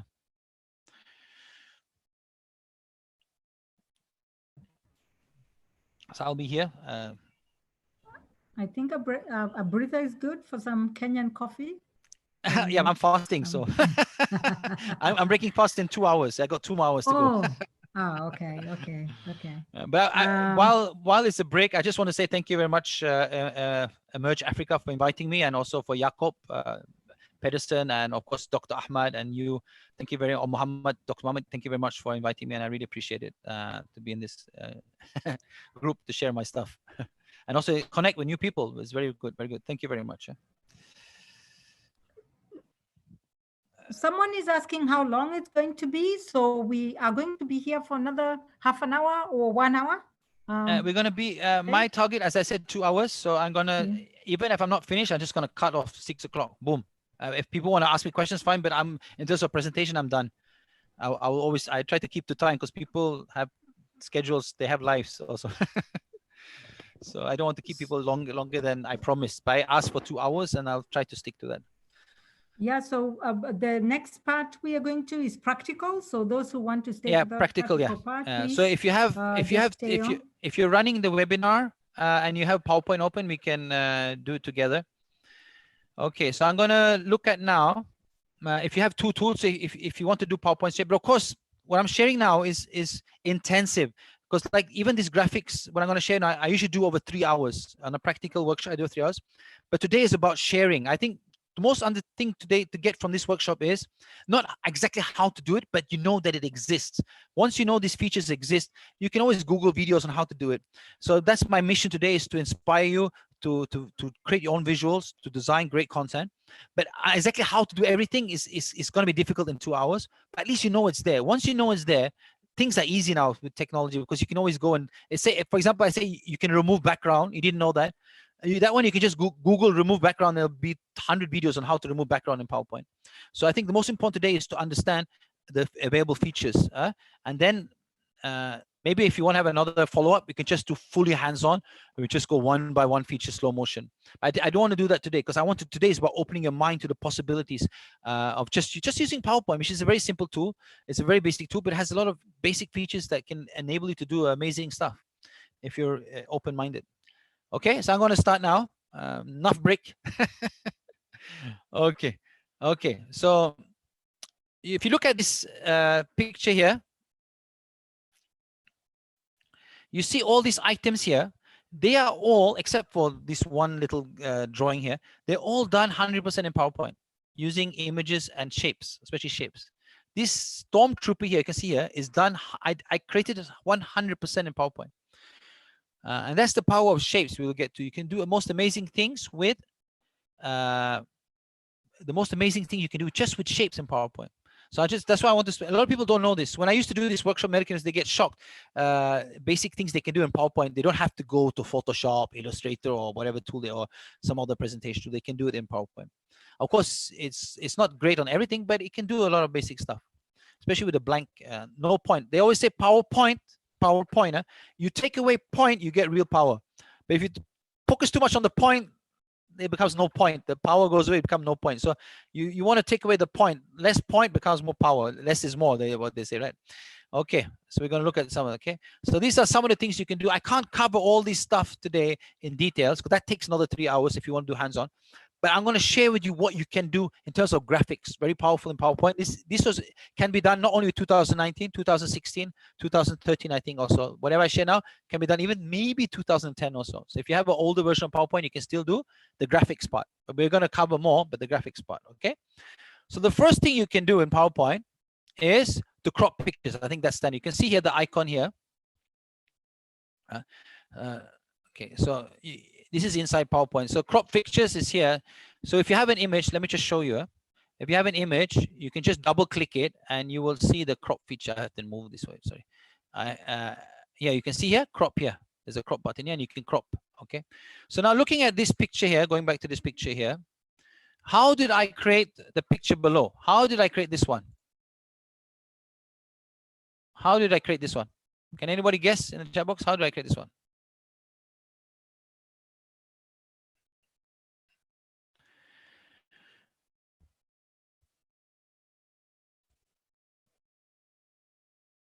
Okay, crop. Okay, but how do I do 3? Look at this. This one is I broke this picture into 3. How do I do that?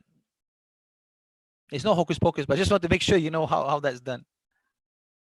Okay, cropping and paste. Yeah, I actually duplicated the picture 3 times and then I cropped it different places. Okay, so when you see these kind of pictures, actually, easy way to do is actually to just duplicate the picture 3 times and you crop it where you want it. Okay. So that's cropping. Cropping is very basic, but that feature, if you go back to 2010, when I mean 2007, it was not there. I think it only came in 2010, if I'm not mistaken. So I had to go to, if you want to crop, you have to go to another tool. So cropping is already there. Very basic is there. Okay. Okay, I'll skip this one. Remove background. This is very useful. How many of you know that you can remove background in PowerPoint? Okay. So remove background is very useful. So say I have this picture, but I want to remove the background. You don't have to go to another tool to remove it. You can actually do it in PowerPoint. It might be sometimes tedious, but you can do it in PowerPoint. Okay. You can see here, I remove the background. So it becomes like this. Then I can change the background to whatever I want. Okay. So how do I, let me just show you quickly that it can be done. Of course, don't be terrified if you don't know how to do this. As I said today, the most important to know today, note down, maybe you note down, you can remove background. Once you know that, you can always find out how to do it. It's not a problem. You can just Google remove background in PowerPoint and you'll have 10, 15 videos and show you how to remove background. But I just want to show you quickly how easy it is to do. So I'm going to take the same picture. But the thing with removing background, this picture here, I'm going to use this picture again. Let me just take it. This picture is not easy to remove background. You know why it's not easy to remove background? Because the background is very similar to her shirt, for example, very similar to her shirt. So if I remove the background, it's not going to be easy. But what I do is, when you want to do anything with images, just double click the image. I double click the image, and then you see in the left corner here, what do you see? Remove background. I click on that, and then you see it. But see now, when I remove background, only this beautiful lady is okay, I'm not going to comment on the ladies. That's not a good idea. But only this lady is available on the, see, the rest is not been able to see because it's purple. So what I need to do is here, I go back to here, mark areas to keep. So then I have this is the tedious work. So some images make it very easy. Some images does not make it very easy. So you have to select the area and it can be sometimes very tedious. So it's always good to have images that have very big contrast between the background and the image that you want to take, what do you call it, to extract, to remove the background from. So this was not easy, but I wanted to show you a difficult one. This is not easy, but you can keep on going. So what I'm just scratching out areas that I want to keep, and slowly I will get what I want, but it'll take longer time. Okay, you see it's coming to life now. See, your nose is still not going. Okay, no, it's not okay. So you have to click here. And when you finish, I'm not finished now, but once you finish, you just click outside, and that's it. You got the see, now it's cropped. The background is cropped. Okay. So that's remove background. So background, you have areas to keep. Sometimes you have marked areas to remove. So say that I want to take away this one lady, then I select areas to remove. See, and I'm removing her. I just want these 2 ladies. Okay. So you have areas to keep, areas to remove. You can discard all changes or you can keep changes. So I just keep changes. So now she's not fully removed, but I could remove her if I kept on going. Okay. So this is a very powerful feature. What I used to do in let's just reset this. What I used to teach medical doctors was actually to, what I used to teach medical doctors was to, let's go back here. I used to teach medical doctors to fuse multiple images. Say that they had a surgery room. They had a surgery room, but they didn't like the doctor. So what I got them to do is I got them to find another doctor from ER or something, and then to to remove the background and put that doctor in the surgery room and maybe take another patient. I mean, it's a bit funny, but you can have a lot of fun when you start removing background. You can combine the different images. Of course, you need to worry about copyright and so on, but but the possibilities are endless in terms of manipulating images, because sometimes you have the right surgery room, not the right doctor. Sometimes you don't have right. You can start playing around and putting things together by removing background. It's a very powerful feature. So just to indicate in the chat box, how many of you use remove background? Just say yes or no. So at least I get some indication. You can do Y or N. I'm trying to get the chat.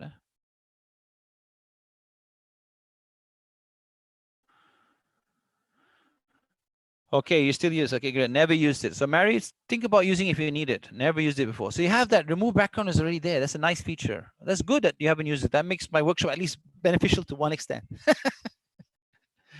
So you have remove background. You have cropping. You have remove background. Okay, great. So some people have used this, but many seem not to have used it. This feature has been around for nearly probably 10 years already, or 7 years. Okay, the next one you can have is customize effects. Okay, let's just look at let's go back to the I want to show you. It's easier if I show you. So go back here.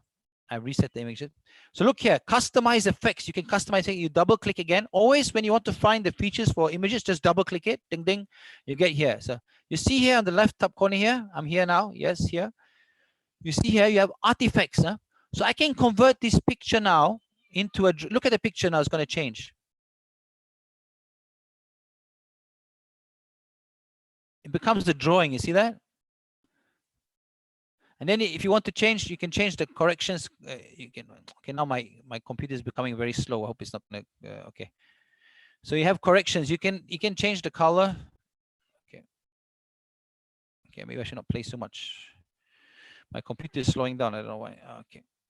Okay. So you can actually convert pictures into drawings and so on. You have it's called the artifacts here. Okay.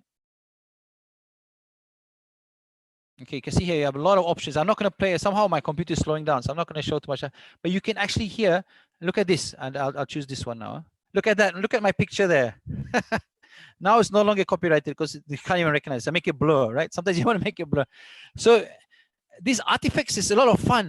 You can have a lot of fun. You can actually have a guessing game with the students. You can take a celebrity.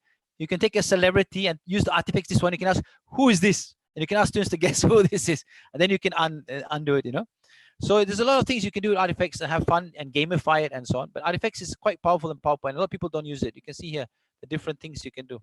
It's amazing. You can make it blur. You can make it into pixels. You can make it so. Okay. So this is artifacts. So we looked at. Let's just go. Okay. So these are the things that you can do with pictures that many people don't know.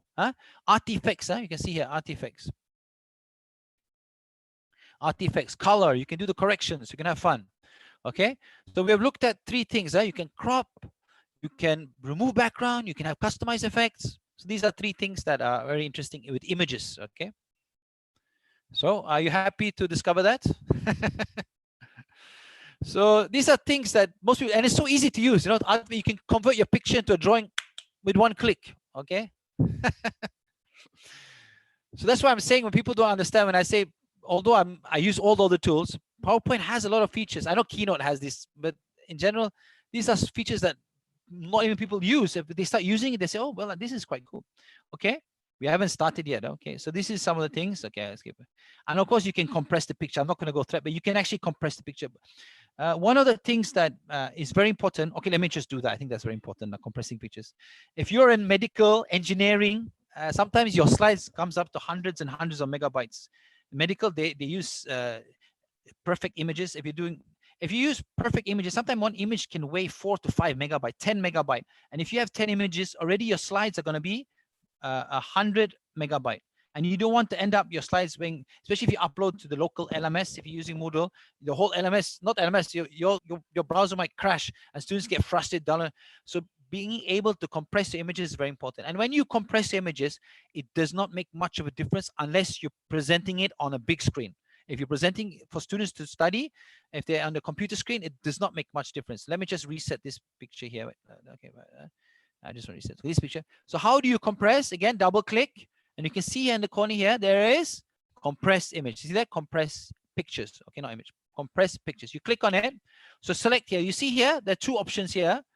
Apply only to this picture, delete a crop, and you can choose here. So this picture is already compressed already, but if I were to unselect this one, this is really cool, but don't do this. Okay, if you're going to do this, always duplicate your presentation, because once you have compressed your presentations, your pictures, you cannot undo it.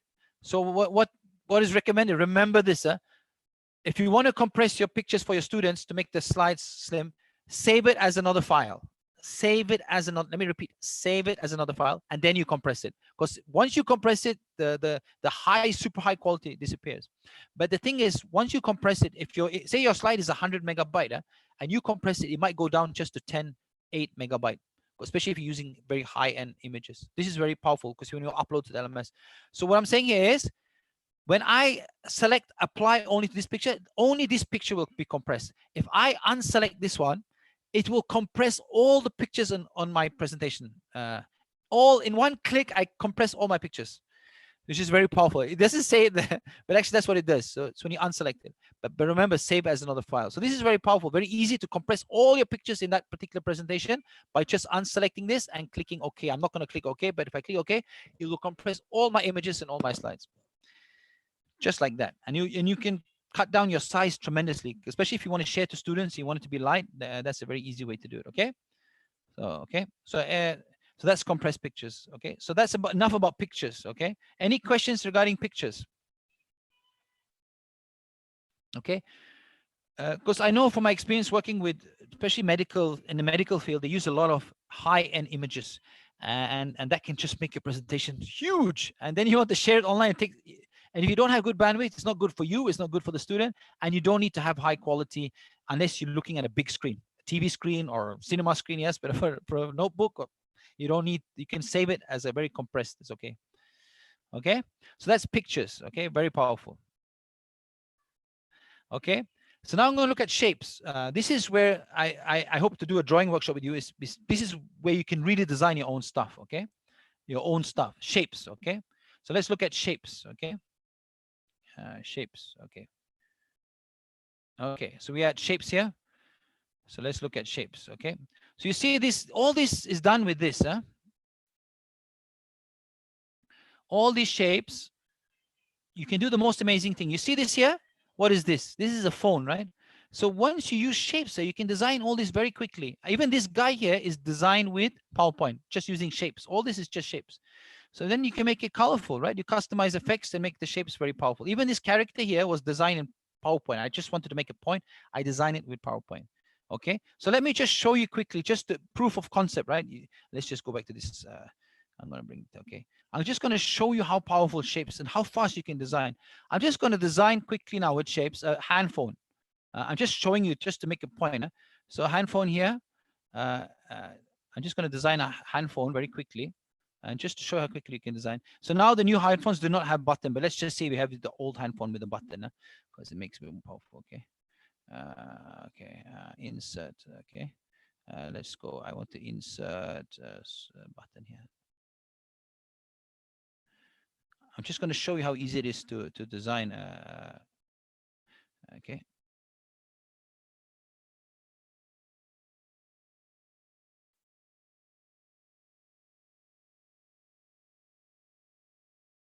Okay, no, I just want to use effect option. Don't worry if you don't understand what I'm doing. It's not important. I'm just showing the capability. So you see here, I've just designed here.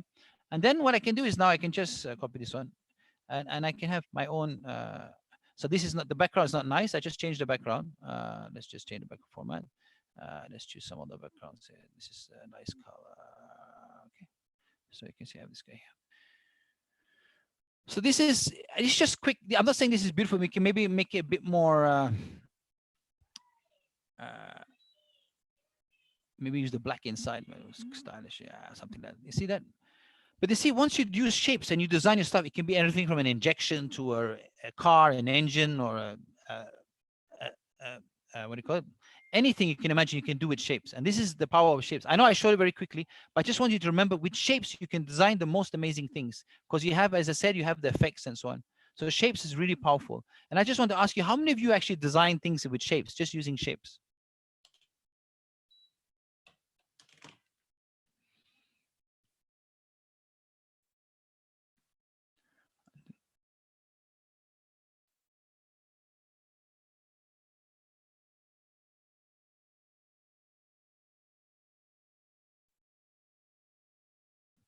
So these are shapes. You have shape effects, customized effects. So the first thing is you have shapes, all these shapes you can use, and you can insert the shapes. See here I design even nicer. I have these buttons here.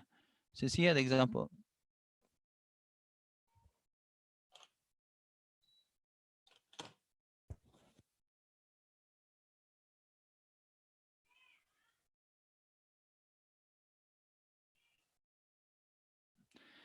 So once you play around, it's amazing. When I do these workshops, I get the people to design the most amazing thing with just using shapes. But you have to understand, when you start learning how to think in shapes, you realize you can break down anything. Yeah, so shapes you can do.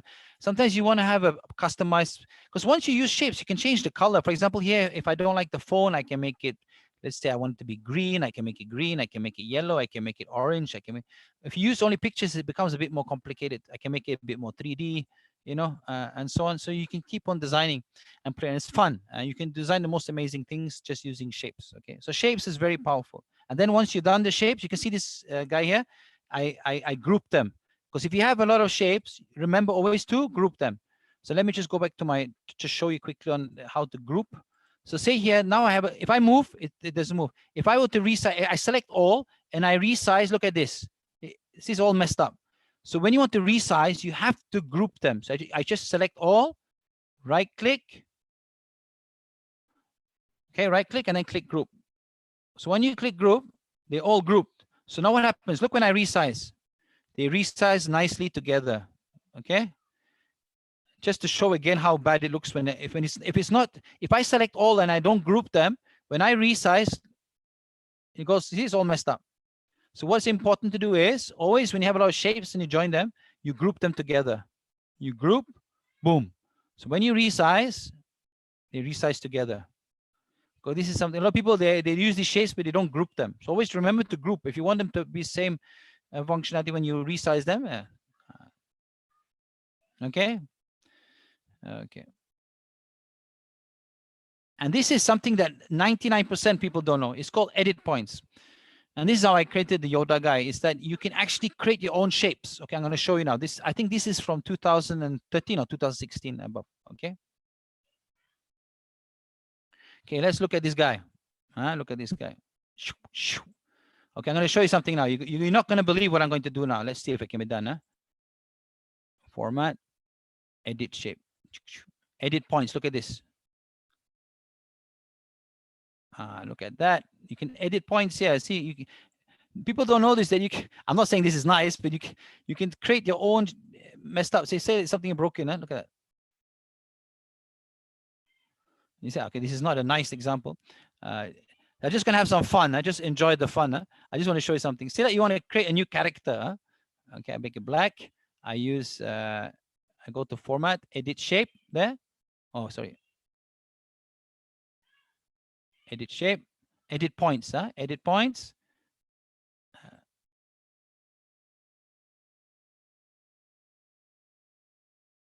And then have a bit fun. This is, you can, if you teach kids to do this, they can create their own cartoon characters very fast. I'm just sharing you for fun, just to show you the power of. What I'm doing now is I'm actually creating an eye. So I'm going to create another one. I know I'm doing it very fast. I just want to show you the possibilities, so you get excited, and then we can talk about later how you can. So then I group this one, group it. Remember, group it, and then I duplicate it. And then I have another eye. And if you want to make it into mouth, you can make it into mouth. What I do now is I just take away he's screaming his lung out, right? And remember we had the edit points, right? Edit points. So you can make it.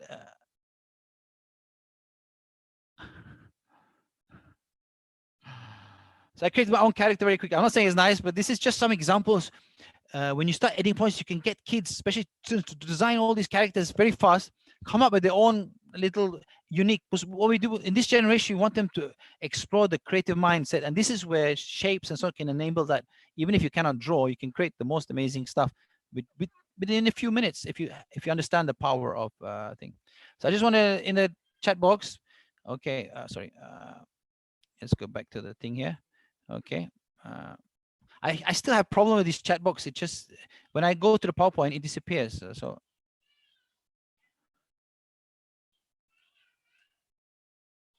Where's my chat box?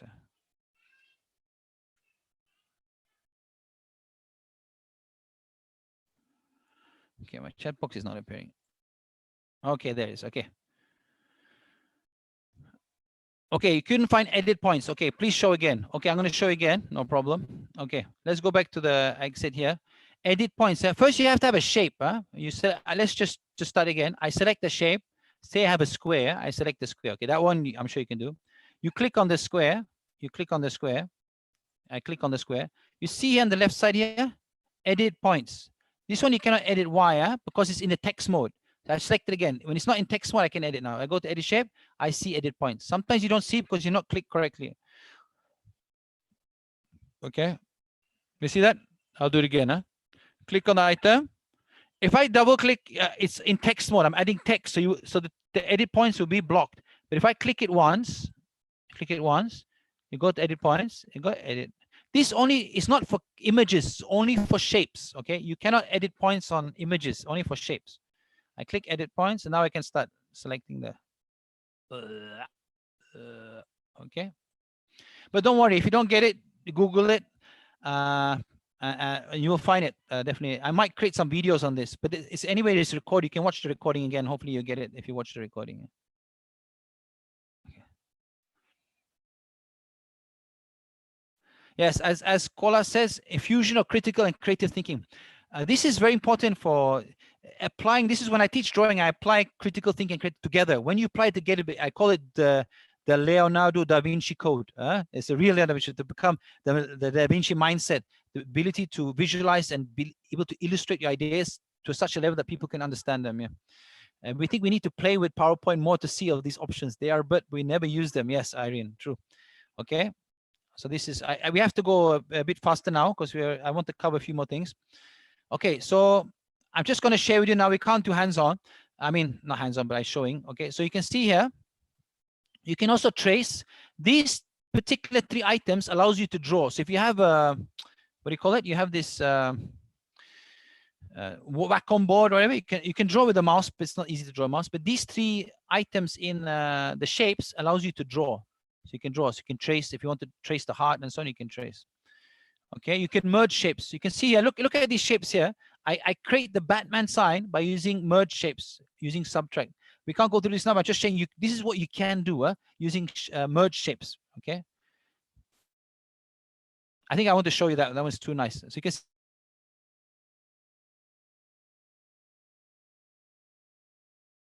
see item. So what is merging? I just want to show you. Let's just create Pac-Man. Okay. So say you have here. I have 2. So I have 2. I changed the color. Okay. So I have these 2. So you see these 2 here. So what I do is I select the first one and then I select the other one. And then I go to here up on the left side, merge sheds. You can see what happens. Look at what happens. When I take union, that's what happens. When I do combine, this is what happens. When I do fragment, this is what happens. Intersect, and then I do subtract. So when I do subtract, you see here, I get another shape by combining 2. It doesn't look like pack, but I should have used triangle. But anyway, so you can see here. So these are different shapes. This is very good if you're doing engineering or doing biology or chemistry. Sometimes you need to create your own shapes. You can do that quite easily by playing around with the merge shapes. Okay, but you have to have fun with it. It's a lot of fun. It takes time, but I'm trying to give you shortcuts that showing at least the possibilities that you have in PowerPoint. But sometimes don't worry about yourself. Get the students to do it. Get your students to spice up your own content. That's one of the assignments. Help them to spice up. Okay, and then you have the eyedropper. You can choose the color. I'm just going to skip this. Okay, you can rotate objects. You can rearrange objects. You can align objects. Okay, this is it. So these are some of the things that I cover. Usually it takes, if you want to do hands-on, this is something that it takes about 3 hours. Usually it take me 3 hours to make the teachers or the educators to really master it to the level that they're confident enough to use it for their teaching and learning. So these are, but remember, recap, very good. You can manipulate images, you can crop, you can remove background, you can play around with them, with the artifacts. And in terms of shapes, we did a lot of stuff, right? You can do merge, subtract.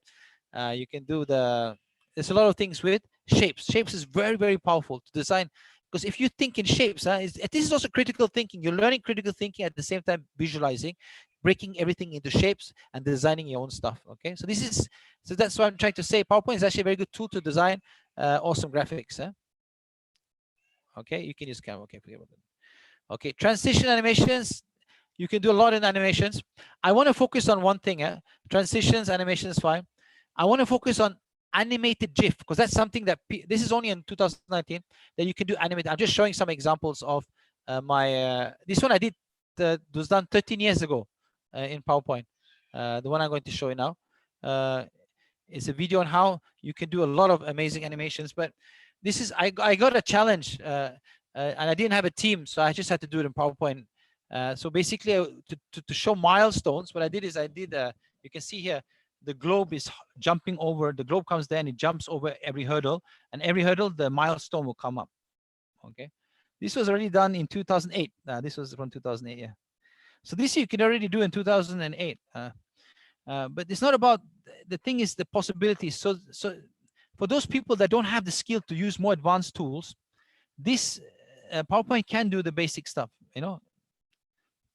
Okay, I'm going to skip this. So this is just some example of, this is another example. I use animation. I teach gamification. I stopped teaching that, but I gamify using my workshops. So we have, like, in between the content, we have a mission. So then just for fun, so every time we move from one, so they know that I have 8 missions during my workshop. So then you can have going down to the planet, and then they get the task. And then they can go to the next. So this is just simple animation done in PowerPoint. Or you can have spaceships flying different directions. Okay. Remember, as I said today, I'm just showing you to excite you. So don't be worried if you don't know how to do it. It's about knowing about possibilities. If you have smart art, I don't use much smart art, but if you want to use smart art, you can design a lot of, if you're doing like business and so on, you can animate. So instead of just showing you one at one time, you can actually animate it. Then because that's chunking. Remember we talked about chunking? When you animate, it becomes more exciting, because if you just show them everything, like if I just show you everything from the beginning, it becomes just too much information, and you don't want that, right? And now animated GIF. Okay. This is I didn't do this. This is just an example of animated GIF, creating these images that it's not a video. It's just to illustrate something in an animated way. It's basically combining different images together. Okay. So in the chat box, are you familiar with animated GIF?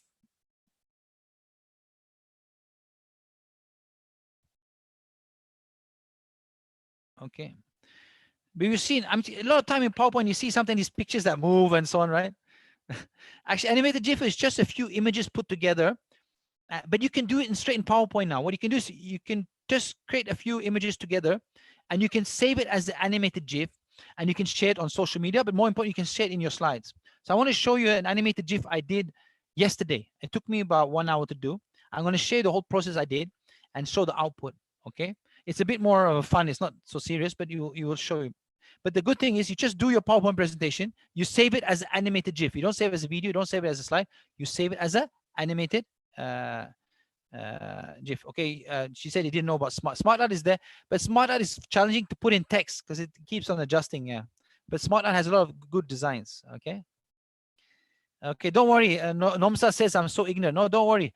These are things that, because maybe you never had time, but now you know, you can explore more. Okay. Okay. Kola says most of what students do is presentation in Nigeria is in PowerPoint. Or is it because they don't have Microsoft? You don't have to use Microsoft, but is it because they don't have Microsoft products, or is it they just like to use Microsoft Word or PowerPoint, which is an open source platform? Okay. I got 18 minutes left, so I just want to share with you the things, and then we can discuss. Don't worry if you didn't know, we can. Okay. Okay. So I just want to show you, it's quite fun. I had fun. Actually, I didn't know you can develop animated GIF. And I know about animated GIF, but I didn't know you can do it in PowerPoint, especially in 2019, you can do it yourself. So this is an example. But first you do animated GIF, you have to have an idea. So what I did is I use Autodesk Sketchbook, which is a free drawing tool. It runs on computer, it runs on Android, it runs on Apple, and it runs on iOS. Okay. So I use iPad. I draw. I like to draw a lot. So what I did is I drew this. It looks. If you think it looks bad, okay. If you don't, if you think it looks nice, I can teach you how to draw like this. This is not difficult. A bit of practice, a bit of training, you can draw things. So I draw my items I had my idea. I want to have this animated GIF scenario. I had coronavirus and melting and sun and so on. So I drew all the items. I cropped them and then I put them into PowerPoint. So what I did is, I'm just showing what I did is. Okay, let me just. You can see here. So what I did is I put all the images according to the animation I wanted. Okay. And then after I did that, I saved it as a, after I did that, I went to File, Export, and there, create an animated GIF. That's it. You can save it as an animated GIF, and then it becomes a picture. Just show me, I'll just show you the output and we'll repeat again. Huh? And this is what it looks like, the output, okay? After I finish, this is with transitions. Let's just take a look at it. This is what it looks like. So the coronavirus comes out and it melts. This is only still images, but it has some flow. Okay. Hi, Samuel. How are you doing? Okay. So you can see here, this is a different version using transition. So what I'm trying to say here is that if you have ideas on designing different things related to whatever subject you're teaching, you can do that with animated GIF. You just need to create your presentation as an individual presentation and save it as a animated GIF. Okay. So I'm just going to recap how I did it again. Huh? Sorry. Okay. So you can see here, the first thing is you design if you want to create an animated GIF, you design your presentation, the images and so on. You can reuse from elsewhere or you can create your own. And then once you finish, you click the file, as I mentioned, you go to export, and then you create animated GIF, and then you check here, which is you have options here. Small file size, seconds per each slide, and then create GIF.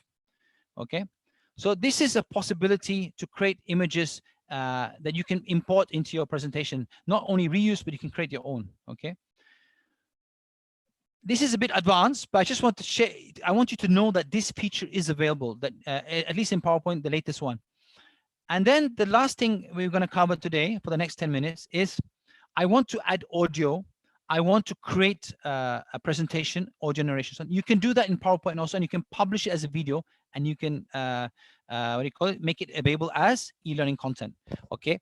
But one thing I want to share with you first is, because I've been showing a lot. I want you to ask yourself, how do you feel about your own voice? Because a lot of people, when they start recording their own voice, they're very uncomfortable. I don't know about in Africa and Middle East, but I know Asians, especially Malaysians, they're not very often not very comfortable voice. So I just want to ask you in the chat box, can you describe your own voice according to your own opinion in 1 or 2 words? How do you describe your voice? Here are some examples: slow, annoying, fast, loud. But how do you describe your own voice in the chat box?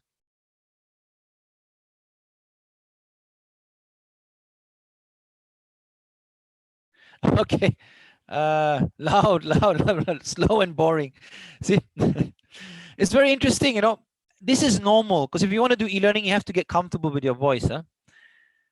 Okay, great. Irene is very happy with the verse. Frida says husky. Okay, Samuel loud. He's very loud. Samuel is very loud. But it's normal to not like your voice. Is normal. I also personally, when I listen to my voice, sometimes I feel uncomfortable. I realize I speak too fast.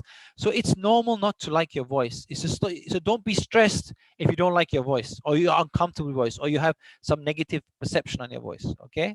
Nomsa said I sound like a young kid. So don't feel bad about, okay, Jaiso likes his voice. Great.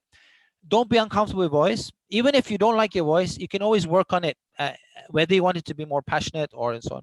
So I just want to share with you a few things. This is very important information. Huh? This is another drawing I did. There's some research on this. Usually your speech rate is about 150 to 200 words per minute, in between there. That's the sweet spot. If you speak faster, people might struggle. If you speak slower, people fall asleep. But some of the tips, silence is a good way to gain attention. I'm talking a lot now. If I were to stop, it's an easy way to gain your attention. Huh? So that's a very, sometimes when you want to say something really important, you're talking a lot and people are like, okay, you just stop. And that's a very one easy way to gain attention. Slowing down on key points. So when I want to say something key points, I slow down. It's a good way. And when I'm excited, sometimes you want to sell something, an idea. It doesn't have to be product. You're excited, your voice gets excited. Oh, this is so great. So you energize. If you want to make something exciting, you energize it through speeding up. You speak a bit faster. And it's good to know, because if you're doing, how many of you have designed e-learning content? Okay, Gabriel, I like my voice very much. Okay, Gabriel, awesome. When you record, do you write a script or not? Or you just record like that? I know what to say. I don't need the script. Or do you have a script? Yes, yes, say yes if you have a script. No, if you don't have a script. Okay. So this is some of the challenges. Should I use the script or not? There's no right and wrong here. But if you're doing a very short presentation, it's good to use a script. It's very easy. Just write a script. Unless you're 100% sure what to say. If you're a perfectionist, it's good to have a semi-script, because perfectionists, sometimes they record for the whole day. They're never happy and they just never get done. If you're comfortable and you can record and get things done, then you don't really need a script. Okay, if it's a long presentation, it's a lot to write. You don't have time to write a script. But my recommendation in general is, if it's a short presentation, it's a very important presentation, it's going to be evaluated. Preparing a short script just to make sure you say the right things and cover is not a bad idea. If it's a very long presentation, don't write a full script. You don't have time, just the outlines. You make sure that you cover all aspects. But it depends. It depends. These days I don't use the script. I just, because you have the slides anyway, because when you record. But you want to be clear. You want to be straight to the point. Or some people want to babble all on. But this is some of the challenges when you prepare. Should I have a script? Or should I not have a script? You have to find out that thing yourself. But if you're not efficient, you're not effective, you spend hours doing nothing, just recording and deleting, recording, then you need a script for sure.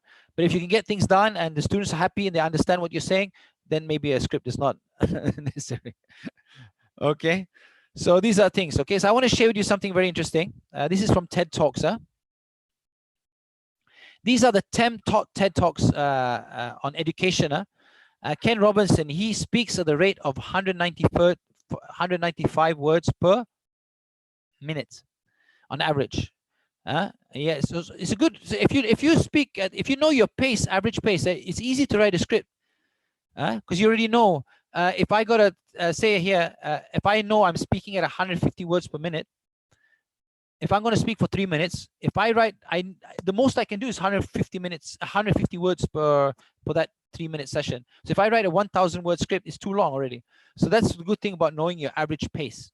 Okay, so these are some of the top speakers in the world of the average pace. Of course, they make it silent, they speed up, slow down, but on the average, these are the averages here, and this is the overall average, 176. You can test yourself. You just check. You take a recording, your 10-minute recording, you count yours and divide it by 10, and you get your average speech rate, which is good to know, especially when you want to write scripts and so on. Okay, you don't need this. Okay, so you can learn a lot from TED Talks. You can learn how to speak. There are a lot of books on TED Talks. You can watch, just watching TED Talks. What I like about TED Talks is we can apply this to teaching and learning, especially in terms of the content development and when we want to talk and so on, and how to approach it. You can see here, bring emotion, have a conversation. I think conversation is the one of the most powerful tools. Tell a story. Tell something new that people don't know. That makes it exciting. Make it memorable. How to make it stick. Remember, talk about the star moment. So these are things that are straight out of the book from most TED Talks, the good ones. Have humor, you know. So these are things that we can learn from TED Talks. Okay, so that's basically things to keep in mind, because the voice is so important. When you go online, the voice is even more important, because you don't see your whole body. You just see me. I'm talking. Maybe I'm waving my hand. You don't see my upper body, lower body. You just see my face, my voice. So when you're doing online e-learning and you're doing webinars, your voice becomes like it's amplified. So you have to find ways to be powerful. So these are the things that you have to keep in mind. Your voice is so important. So try to work on it. I'm not saying to be fake, but find the inner voice in yourself.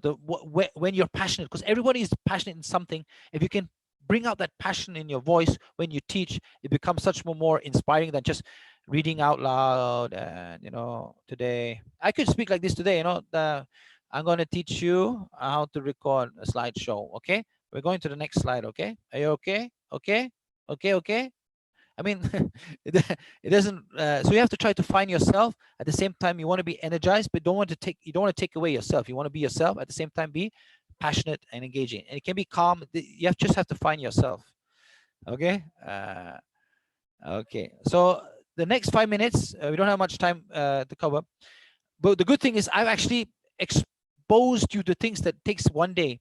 But the good thing is, these are available. So don't be worried about how to do it. This is capable in PowerPoint, and you've learned some things on design. Okay. So what the good thing is, in PowerPoint itself, you can record. Okay. I'm going to share with you. I have recordings on this. There's 6 videos you can watch on how to do it. So don't worry, I'm going fast now. I will share in the chat box, and I will share with Irene to share with you 6 videos on how to record and compress and all this is all there. Animated GIF, I've done a video on that. It's all there. So you can, but what is good is you can do all this in PowerPoint. You can record, you can synchronize. You can see here, you have record buttons. You can synchronize with your animation. So you can have your audio synchronized with your animation. All this can be done in PowerPoint. And once you finish, you can do something like Khan Academy. You can even draw in your PowerPoint while teaching. Okay. I'm going to skip all this, and you can export your video. I'm going to skip all this. The reason I'm going to skip all this, because I've already created videos on how to do this, which I will share in the chat box. I want to spend the last 5 to 10 minutes. I want to discuss with you things that you want to know, or things in general about e-learning design that you want to explore. So these are just things that you can do. But the most important, I'm very passionate about teaching people how to be more original, not just reusing everything out there, creating your own stuff, not just talking your own stuff, your visuals, not just the text, your visuals also. Otherwise, you want to be born an original, don't die a copy. You're born an original, don't just copy everything, try to create your own stuff. I think that's one of the things that we want to see more from, especially I'm from Malaysia. I see a lot of people doing a lot of great presentations, but there's not a lot of original. They're just reusing great images out there. But what about themselves? Can they design their own personalized content themselves that is really passionate and inspiring? Okay, so I'm going to stop now. I'm actually going to stop sharing. I'm going to stop sharing. I'm here. And I want to invite, if somebody wants to say something, they can say something. I'm going to share with you the link. I have a link on all the videos on how to, except for the graphics I do not have, but on how to create a PowerPoint and all that I have already. I'm going to make it available in the chat box. I'm going to get Irene to here. You can see the tutorials in the chat box now. I'm going to make all that available. The reason I'm not worried, because I've created videos on all that, how to record in PowerPoint, make audio narration, export it, how to animate the GIF, is all there. So I want, for the last 5 to 10 minutes I have with you, maybe I'll never see you again. And maybe you can share the most important lesson you have learned today. And if not, just ask me a question. I'll be around for now, at least for 5 minutes, 10 minutes. But I wanted Prof. Dr. Muhammad, yeah, thanks from Egypt. Thank you for inviting me. So now is the time to ask me any questions. Or just share with us what one lesson you have learned today, the most important lesson you learned, so we can maybe discover that from you. Okay. Since not everybody can speak, we can have one or two people, yes, one or two people put on their videos to say their experience, and then the rest of us can just I'll mute my. I will also mute. I don't need to talk anymore. No, you are excellent. You're fantastic. So we keep you there. I'm just saying, I think anybody wants to speak up now is a good time to share. Maybe they have some things that are not covered that they want to share, something amazing stuff that they're doing, or anything. Maybe the most important lesson they learned today, something that they want to apply after this workshop. There's a request for you to come back. Physically or virtually? I think both. I think after COVID, it would be possible for people to invite you in their countries. I think so. No, but the interesting. I was already working on a proposal to Rwanda. Me and not me. I say this guy Arthur Basha recommended me. So he was proposing to Rwanda that I come there and inspire them to design basically good e-learning content and experience it, designing amazing learning experience to inspire the students in using technology specifically. Yeah. Lucy, please put on your video so that we can see you I can see your hand is up. So please put in your video so that you can speak to us, please. Yeah, so thank you for all the feedback. I'm getting a lot of positive. I like negative feedback. If you want to slam me, it's okay. I can work on that also. Yeah. Please go on, Lucy. Lucy, yeah. Lucy, talk. Hi. So now I'm listening to my voice. I don't know whether I'm loud, whether I'm hoarse, whether I'm sleepy, whether I'm slow. Zaid, thank you very much. This has been amazing. One of my objectives was to be able to learn graphics. Okay. And not only graphics, but to be able to learn how to create course content. And what you have taught me today is that it's always been under my nose. I use PowerPoint every day, but I never knew about those features. And yes, I was rushing against time as you were showing us how you were doing it. And occasionally I know. But you know what, Zaid? I've got homework now. I am going to sit on my PowerPoint and I'm going to learn. So yes, you have met my objectives today. Thank you so much. Thank you so much. Okay, wait. One thing that I didn't cover, maybe share one thing that you wanted me to talk about, but I didn't explore. Is there anything that particular, maybe? No, it's very cheeky of me, but it is how to set out the content, you know, the copy. You've shown us the graphics, but then what appears on the screen, you've given us the do's and the don'ts, whether it should be more content or not, but what should it look like? What is the ideal PowerPoint in different scenarios? And I know that's homework for me. I will go back and do that. The only thing I can say is that that's something that you have to, it's like engineering, medical, business, sociology. So that's where we have to identify masters, and they will recommend, because my design is generic. So you have to, that's where you have to learn from the best of the best. So that's what we were planning to do. Actually, one of the things we wanted to do when we went to, if you go to Rwanda, was to train the trainers in different fields, and they will become masters of their field, and they can customize it. This is what they will find, a formula that's best for engineering, maybe, and then so that's something they have to work with the specialists in the different areas. Because I'm just generic. Although I've worked with many fields, I cannot say this is the best way to do things. So that's one of the challenges. That's great. That makes the academics more fun. That's what I love about e-learning and content development, is that there's no best way. There's always another way to do it better. Thank you. So, but, yeah, okay. Thank you, Lucy. We have Baudet. I think I'm pronouncing. I'm trying here. Can you turn on your video if you would like and speak to us? I know Kalawole cannot turn on his video, but will still speak to us, and then we'll end it there. Okay, sure. Can you speak? Can you talk to us? You can unmute yourself, or can I? Yes, please talk to us. Hello. Yes. Hello, Irene. Hello, Zaid. Hello. Yes. Oh, yes. Yeah. This is a wonderful presentation. Thank you. I had a busy day yesterday, so I'm still taking my time to still lie on my bed. But I must say that really done well. Honestly, I would have known how I would have felt if I missed this presentation. You've done a great job. But like I said, I will still want you to come back. There is still this aspect of how to use PowerPoint to do video recording that are not touched. Like I put in the chat box, there are so many things that we have at the tips of our fingers that we are not aware of. And then some of these things that are shown to us today, it's amazing. So thank you very much. But like I said, we will still want you back. I know everybody will want that. Okay, I made. Thank you very much. I'm very happy. I'm very positive. I'm very touched. But I just want to say, I've made the link available there because I have videos on how to create videos in PowerPoint. I have. That's why I didn't not worry to talk too much. I have actually 5-6 videos on YouTube on how to design in PowerPoint.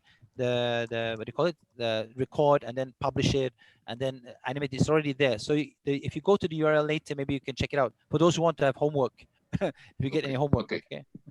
Thank you very much. You're welcome, sir. The final speaker, Ayabode, would you like to speak? That would be the final speaker, so that we finish on time. Okay, please. Damarari, good. Okay, a lot of people say thank you. Thank you to everyone. Thank you for being with me for 2 hours. I took 2 hours of your life. Okay, the YouTube link is here. Okay, I put it again. Okay. It looks like everybody has spoken. Thank you so much for being here with us. Thank you for accepting our invite. Thank you to Mohammed for finding you. We appreciate you for bringing you into our lives. And I think we are going to organize something else with you in the coming days, and we'll share it with everybody in our network and everybody. So thank you so much. But, thank you for your one more energy. thing, But, Yes, but what we could do maybe in a follow-up later, maybe after Raya or the Eid, is just to have a PowerPoint Q&A. I mean, if nobody asks questions, I'll just go through slowly, but focus on specific things that they have. Especially if they go through my videos, they'll start having more and more questions. You know, you can have a practical one, then we can have the drawing one. So you can have, if you want, you can have two, focusing on one is the practical of PowerPoint, and another one is the drawing, because I'm very passionate about drawing. Because once you can draw, it will liberate you from being dependent on always using copyrighted materials. You can do the most amazing thing just using a whiteboard or using a digital tool like an iPad with a stylus. So that, okay. But anyway, that's what I want to say. It's already 6 o'clock. But again, thank you very much, Irene, for being a great host. Thank you very much for being with me yesterday to make sure everything went well. And also thank you for Jakob. And also thank you very much to Dr. Ahmad or Muhammad. I always get Muhammad, Ahmad, Muhammad. Okay, but we've known each other on and off for quite a long time. Actually, we never met, but we just somehow met online. Thanks a lot. Thanks a lot, guys. Thanks a lot, Kirin. Oh, hello, Saigo. Thank you very much. Thank you for inviting me. It was fun. My pleasure. Thank you. Yeah. Okay, then. Thank you, everyone, for coming. We'll be sharing a lot of things with you through the emails that you shared with us when you're registering. And we appreciate you. We appreciate your time. And Zaid, we look forward to the next session that we'll have with you. So for now, for you, Zaid, is good evening.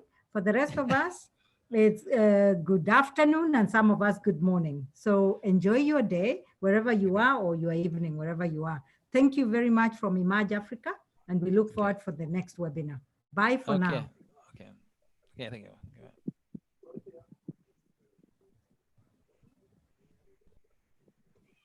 Please remember to